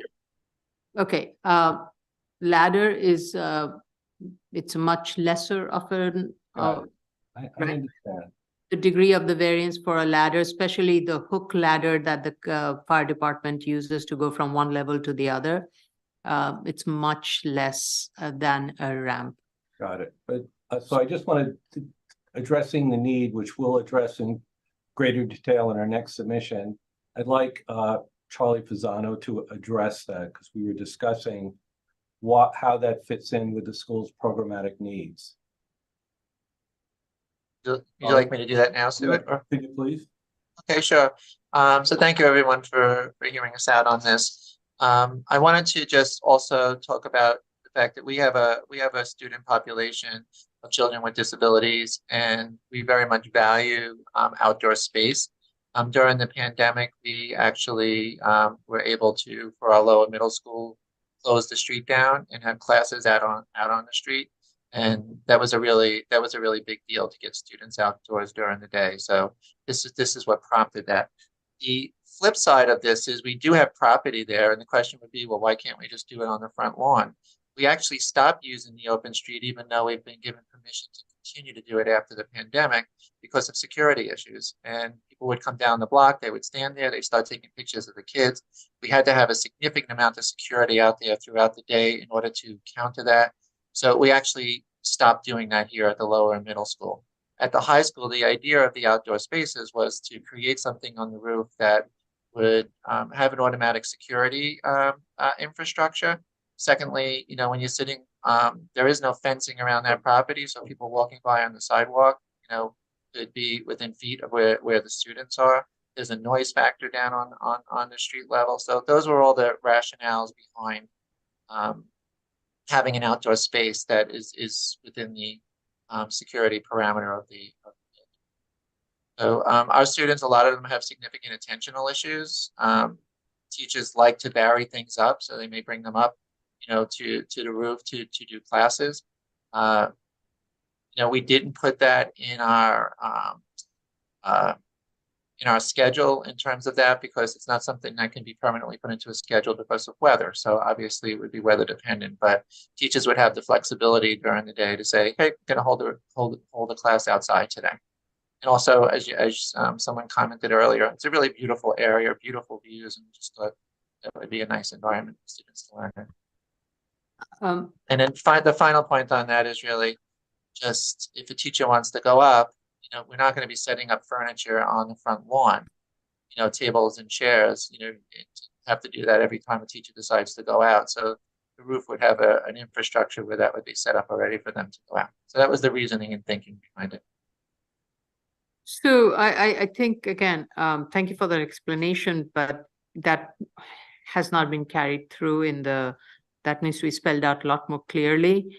And, how many students, whether they're going to be supervised, what will be the duration of these hours? Because as Commissioner Otley Brown raised, these should not be an unsupervised situation, and definitely there shouldn't be any sound amplification or light that would be a nuisance for the residents around. Absolutely. And I agree with you. They should not be used any time other than the school hours. So those are those clarifications we need and need to see how programmatically this works. I mean, how often are they using it? And how much space therefore do you need? Do you need both the rooftops? Can it be all accommodated in one rooftop? Those are the clarifications. And that needs to be beefed up quite a bit in the documents provided. I appreciate that. Thank you for that. And we will definitely provide you with all that information in our next written submission. Commissioner Otley, do you want to add anything? I just want to say that you may be able to do this as of right and not need our approval for this rooftop occupation. But the bottom line is it's called being a good neighbor. And you may be able to do something as of right, but does that mean you should do it? And if so, how should you do it so that you are a good neighbor? So that's why I think it should be addressed. Well, we appreciate all of that, and we see this as an opportunity to get it right. And that's the benefit of this process, and I definitely appreciate that. Just as, just going before the community board was a great experience. As you could see, the community board supported us almost unanimously. They love, if I may say, they love Charlie, which obviously, meant a lot. So I just want everyone to appreciate the asset that this school is to the community and how much the community appreciates the school. So thank you for that. And they will continue. They've always been a good neighbor, and they'll continue to be a good neighbor. So that's part of their modus operandi. So then there was the issue of, Madam Chair, you asked about an analysis of height and front yard in relation to neighboring yards and heights. We submitted as an exhibit to our statement of findings. It was Exhibit B. It was a study that was prepared by Jim Keddick. And it's just a one page, and it just shows the relation, the height in relation to neighboring heights and the yard in relation to neighboring yards. It's a one-page document. If you'd like, we can put it on the screen. Oh, I shared it if you wanted to see it. Yeah. My sincere apologies. I did not drag all the way to the end. I just stopped after where the letters stopped. Yeah, so it was an exhibit. It was referenced in the C finding, and it was attached as Exhibit B to the state because I thought it was relevant to the finding. So that's why I put it in there. Sorry, it got lost. It was like a 40-page document, so I get that. Okay. So there it is. So there, as you could see, looking at the yards, and this is really interesting and helpful. So look at Shore Road. Aside from the fact that the building is 120 feet from the closest house to the, I always get my directions one to the south. It's worth noting that there is a 5.5 foot encroachment of the lawn into the map street on Shore Road. On Shore Road. So that also serves to mitigate the impact of the front yard encroachment. So even though technically it encroaches into the front yard, at least to the south, the lawn extends past the property line by 5.5 feet.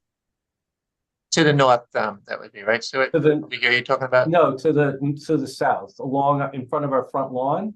Okay. In front of our front lawn on Shore Road. Yeah, that. Oh. There's that.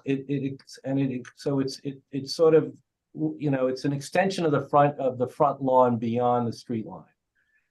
And then along Bay Ridge Parkway, the lawn extends 8.5 feet, even on our property, past our building, even though our enlargement is going to have no front yard under zoning, it will have a de facto front yard of 8.5 feet of lawn in front of it.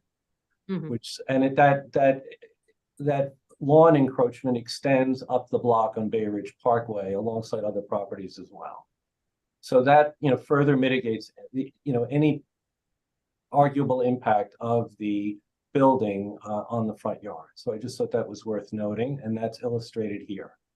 Right. I think and also I understand the setback on the Bay Ridge. I was trying to see if there was a way to push the building a little bit back from on Shore Road. where- Yes, and we want to address that as well, because we will explore that. We think there may be a way to push it back a little bit.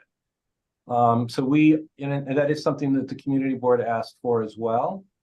So we are looking at a potential redesign, but we don't want to discuss it now, but we just want to let you know that we think this is something that is achievable.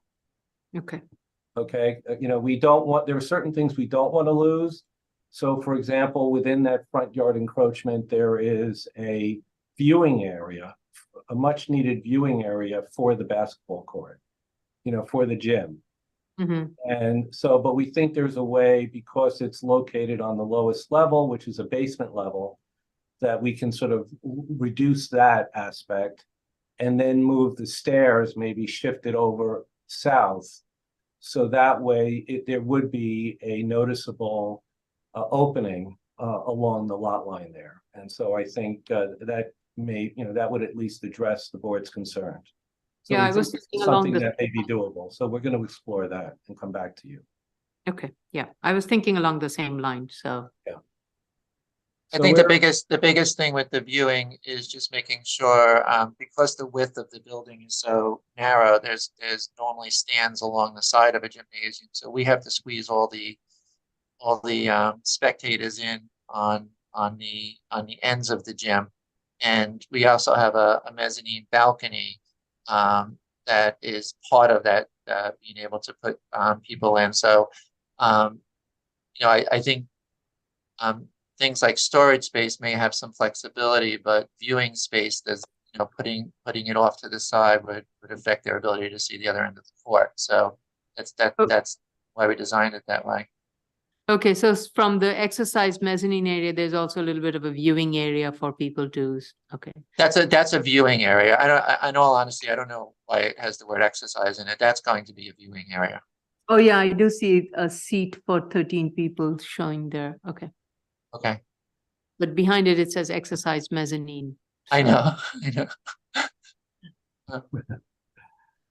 I think, it's everything that we've done, with this has been, it's been really thoughtful in terms of trying to minimize it. And there was a good reasoning behind everything. We've looked at other parts of this building to other parts of this property to do things, and it's it interferes a lot with people's views. So I know that this is of concern, but it's something that we did think out a lot. We're going to do our best to try to pull it back if we can. Okay. And going through the list issues that the board raised. I just have one question. Is there any way to move the building back? Because you have a 21-foot 9-inch of a distance from the, well, it's 1 foot is not going to give you much.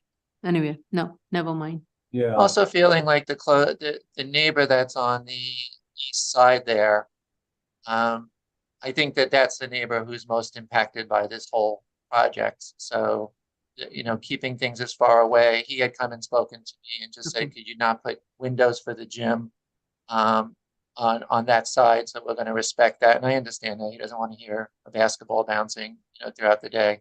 So, pulling it as far west, we didn't feel interfered with anybody, but going further east. Right, and I see the easement line that I was looking for last evening. I found it finally, the Con Ed easement line. Yes. Oh, good. There it is. Did we want to also go through the height analysis on this page as well? So we can at least, because that was a question that the board had. So if we pull, Charlie, if you just pull back and up. Like this? No, the other way so we can see the bottom. Sorry. Yeah, I see it. Yeah, I think that's fine. Yeah, so, again, it's worth noting that the ramp gets sort of buried and can't even be seen because of the legal permitted obstructions on the roof. It kind of gets hidden, and it's and again, all we're doing is matching the height of the existing non-compliant roof. And when you look at the elevations for the building and the sections rather, you'll see that it's just, it can't even be seen. So, just from a C standpoint, there's like no impact from the height variance. So I have a question. I'm looking at this elevation and I see there is fencing that's proposed on the existing, but on the proposed addition, there isn't. Are you proposing any fencing along the parapet? Yes, they would have to be, yeah. Okay, all right. So again, the same rule of 2 foot is something that you need to consider in this one and need to show it on the plan. We'll look at that. Okay. Yep. And again, my question with regards to that permitted obstruction, waiver that you're seeking, it is completely tied to your argument for the justification for an outdoor classroom space. Right, I'm not going to weigh in on that. And that is, I mean, yes, that's also related to the neighborhood context, but that is the driving part of it. And again, I think, we just need Programmatic need is a driving part. We need to sort of reframe our programmatic needs so that it better addresses what's happening on the roof. I appreciate that, and we will do that. We're you could just hear from, Mr. Fasano's, this is a school this is his vision. And, he has offered an alternative to other schools that has sort of filled a void, school that specializes in meeting the needs of kids with learning disabilities, which has been a pretty remarkable thing, and that it's all tied into that. And I think that also ties in, and I think, one question that came up, and I think Charlie can speak to, and I think it'd be helpful to hear him speak to this, is, the size of the classes. And, what is the proper metric for determining programmatic needs here? And I think it's a subjective thing, that this school, because of its philosophy and its pedagogy, has very specific and unique needs that can't be, represented in terms of the needs of schools generally. I have a question, Mr. Beckerman. So is this a school specifically for special needs, or is this a school that has both special needs? In general, so yeah, it's talk about the percentage of kids that are classified as special needs in relation to the general population. I think that'd be helpful. So between 40 and 50% are classified as special needs, 50% plus maybe a little bit are neurotypical or mainstream. So we're the only school that actually does this in Brooklyn, and there's maybe one other school in all of the city that does this, where we're not just a school for special ed, and we're not just a mainstream school. We're a school because some students, can be very low in some areas and high in other areas. So we have an inclusion program, and it's been very successful in being able to take bright kids with significant learning issues and get them what they need in terms of the lows and the highs. Okay. I think that would be a very helpful information that can be added to the programmatic need in terms of the mix of population of student body that you teach and that how that drives the program, the pedagogy, the program, and the collectively leading to the need. Okay. Do that. I have one question about the community board's condition about consideration of greening Shore Road. And if there was anything specifically submitted that would, I see some green on the site plan, but is there anything a bit more specific about addressing that concern? Well, we will, as we indicated earlier, we are going to look at pulling the building back. Right now, the building is designed to extend to the front lot line. So by pulling it back, we'll be able to provide some green space, and that would address the community board's issue. Oh, so their concern was limited only to where the It was this part right here. Yeah, It was this, they wanted to have some green in front of our I see enlargement on Shore Road, because there's already a lawn, even though on Bay Ridge Parkway, even though our enlargement extends to the front lot line, there is a lawn that extends into the map street beyond the front lot line. Right, I didn't know if they were looking for something more than that. Okay. No, they're just looking for that part here and In front of so, the, and yeah. there is grass here. This is a 60-foot lawn going back, so And- I think we had initially felt like, yes, this is a small amount of feet where there's not going to be a lawn, but there's so much green around here. It's not like we're running the whole building along the property line. No, it So, was can you my tell me- interpretation. I thought they were talking about something more extensive across the front of the school. And I just want Okay. to point out that even though there's a 15-foot rear front yard requirement in the Special Bay Ridge District, if you look to the north, that house has a 5-foot front yard. So there's a lot of non-complying front yards, and I think if you zoom out, you'll see even more of that on to the north. Right, the church building that is located. No, not the church, that's an But apartment. building. There's an Yeah, apartment building, there's several apartment buildings across the street in that area. Yeah. and they predate the 15-foot rear front yard requirement. Okay, So there's precedent for that. yeah. No, Because All those right. are in R6A, right? It's Yeah. it's it's R4A. No, but a north of you is a small section of R6, Oh, okay. which is yeah, where the taller buildings are. Right, That's right. The zoning changes on that block. Yeah. but it is still the special district, so. Right, okay. Thank you. Oh, Okay, and then I don't know if you also, about noise on the roof, we have, I know that we're still waiting to hear back from DEP, but we have John McNally on, so maybe, I don't know if he wants to talk about the noise studies that he's done. Sure. So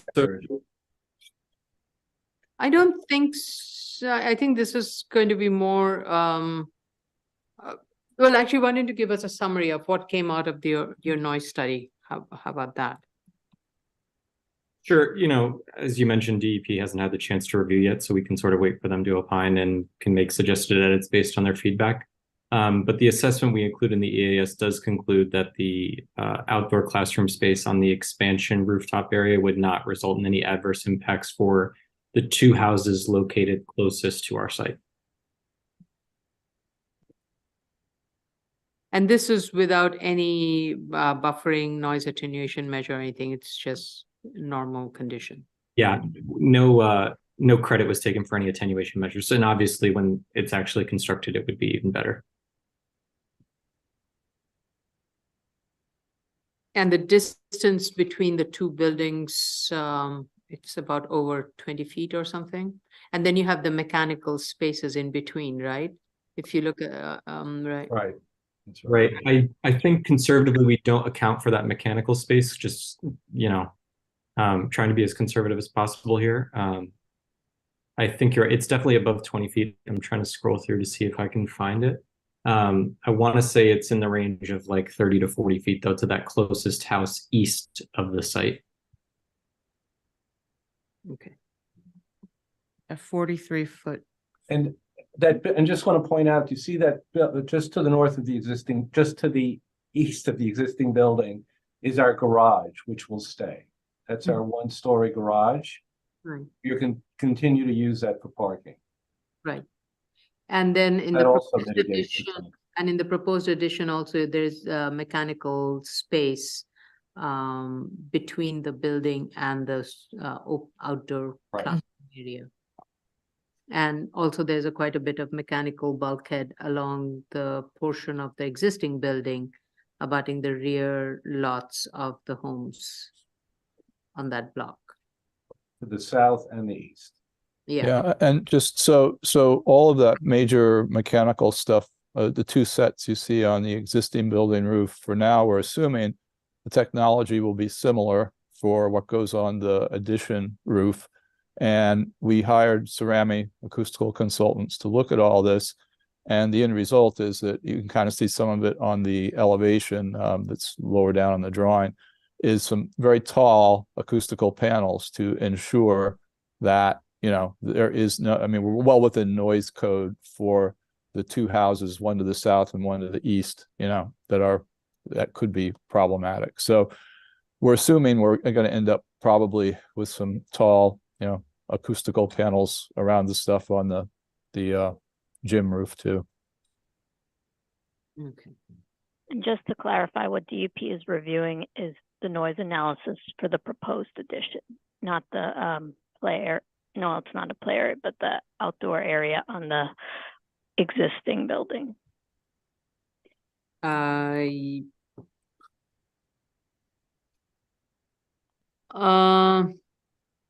existing building has a rooftop, you can convert it legally. Yeah, it would be for the proposed building, proposed enlargement. Right. That's what we currently have under review.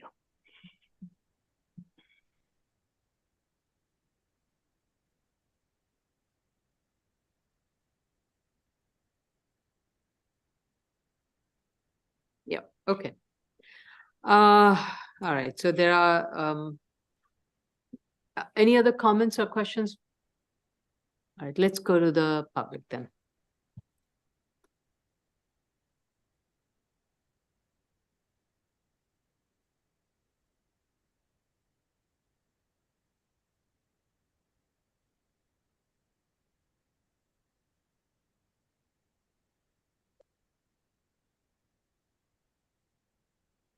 Oh. Not the screen, Joe? All right. We're getting a blank screen. Yeah. We're looking at a blank screen, but okay. we can Having start. technical difficulties, sorry. Okay, I think Sorry. I Got it now. Okay. Okay. The case we're currently discussing is 2023-48 BZ 7509 Shore Road, Brooklyn. Should you wish to discuss, dial 646-558-8656 or a toll-free number, which is 888-475-4499. At the prompt, you will enter the webinar ID number 867-9586-7775 and the pound sign. At the prompt after that, you will enter just the you will enter the pound sign at the next prompt. Once you're permitted in, you will press *9 to raise your hand, *6 to unmute to be able to speak if you're calling in on the phone. And if you're in the Zoom room, please raise your Zoom hand, which is the little hand at the bottom of your computer screen. Once you are recognized, you will have 3 minutes in which to discuss.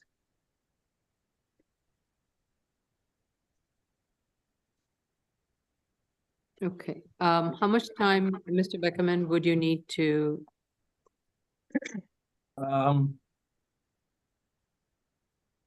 Think. Let's see. Joey, can we do this by the early January meeting? Just, Submission will be December 24th. That's not enough time. So Okay. for an early January submission is December 14th. Sorry, December 14th, sorry. Oh, yeah, that's like in 2 weeks, 3 weeks. Yeah. What's the We next? can, all right. I mean, I don't think this will take us more than, Jim, you think, and I mean, 3 weeks for us to get our stuff together? Yeah, I think, I mean, in terms of just looking at modifying that west Talking end of the to our- building. Talking to the expediter, just making sure we're not Yeah. gonna go through the various code requirements. Right, yeah. I think, and then we need to sort of update our programmatic needs discussion. I mean, I think 3 weeks should be sufficient time for us. I will make one exception on this one, and that is because it's end of the year and I'm feeling good about it. I'll give you an extra week, submit by 21st of December. Ms. That would be Pringa's great. hand is up. Yep. Hi, I just wanted I have a clarification question. So is the neighborhood character diagram that they presented on the screen adequate It's for adequate. your purposes? Yes. Okay, Yes, great, thank you. adequate. Thank you. And I also just wanted to clarify, if someone brought up about getting data about other classroom sizes, we talked a little bit about the fact that we have special programs and didn't think that was so relevant. Is that accurate on I that? think that information needs to be beefed up more in the documentation and also in your programmatic need to make the argument for not only, I mean, it's more than the classroom. I think the issue is really around the outdoor Right. yeah. So Yeah, I think we can do that. right, you need to, I think to be consistent, you should use that argument for your entirety of the project. But the weak link right now in the document is the outdoor classroom.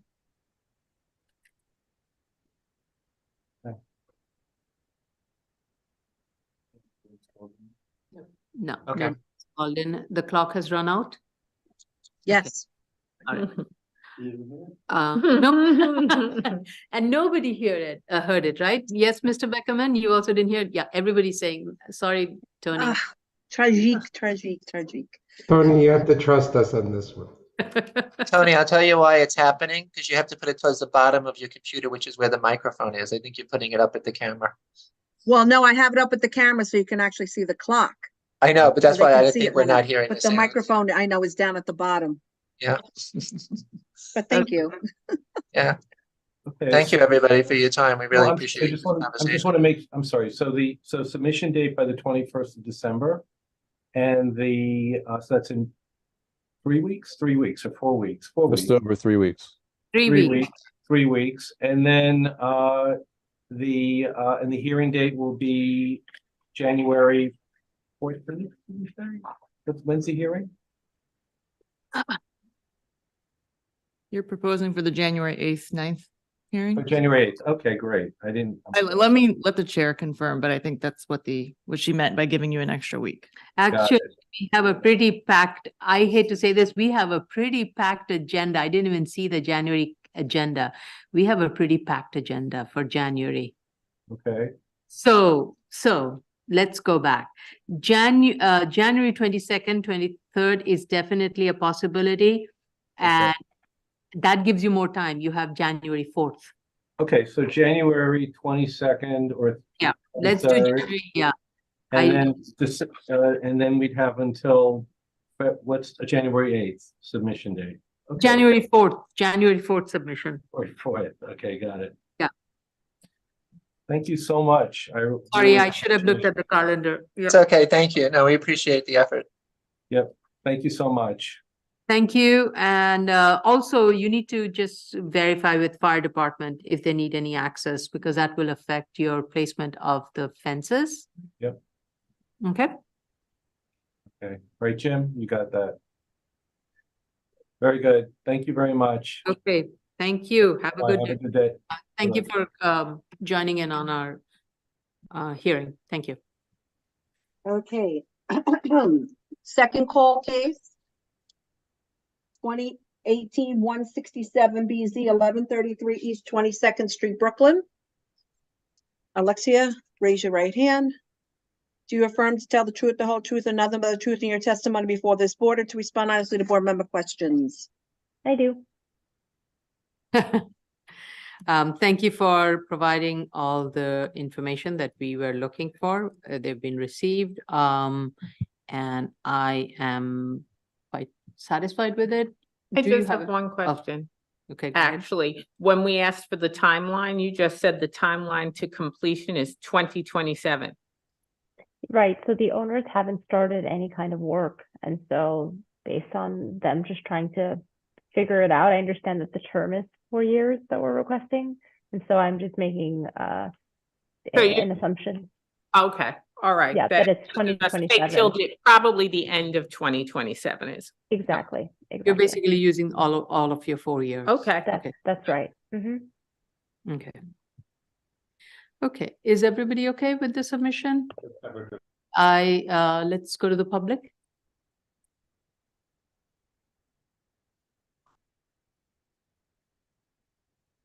Oops. We don't need to go to the public. No, I put the- No, it's a new case. No, it was a new case. No. Yeah. It was a new case. It was a new case that we second called. So what's the issue? So we can close. We can close it but not vote. Okay, the case that we're currently discussing is 2018-167 BZ, 1133 East 22nd Street, Brooklyn. Should you wish to, what happened to the screen? Should you wish to discuss, sorry, I can hear from the thing, but okay. Should you wish to discuss, dial 646-558-8656 or 888-475-4499, which is our toll-free number. At the prompt, you will enter the webinar ID number 867-9586-7775 and press the pound sign. At the prompt after that, you will press the pound sign only. Once you're permitted in, you will press *9 to raise your hand, *6 to unmute if you're calling in on the phone to be in order to speak. And if you are in the Zoom room already and wish to participate, please raise your Zoom hand, which is the little hand at the bottom of your screen. Once you are recognized, you will have 3 minutes in which to discuss. Okay.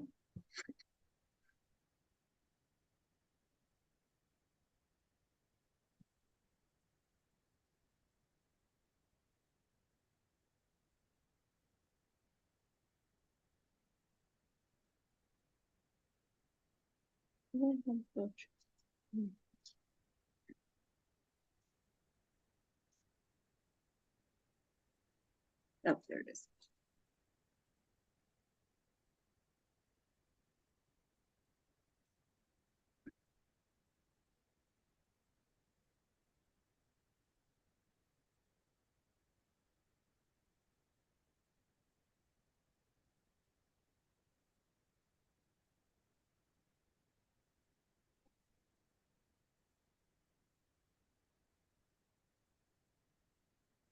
Forty seconds.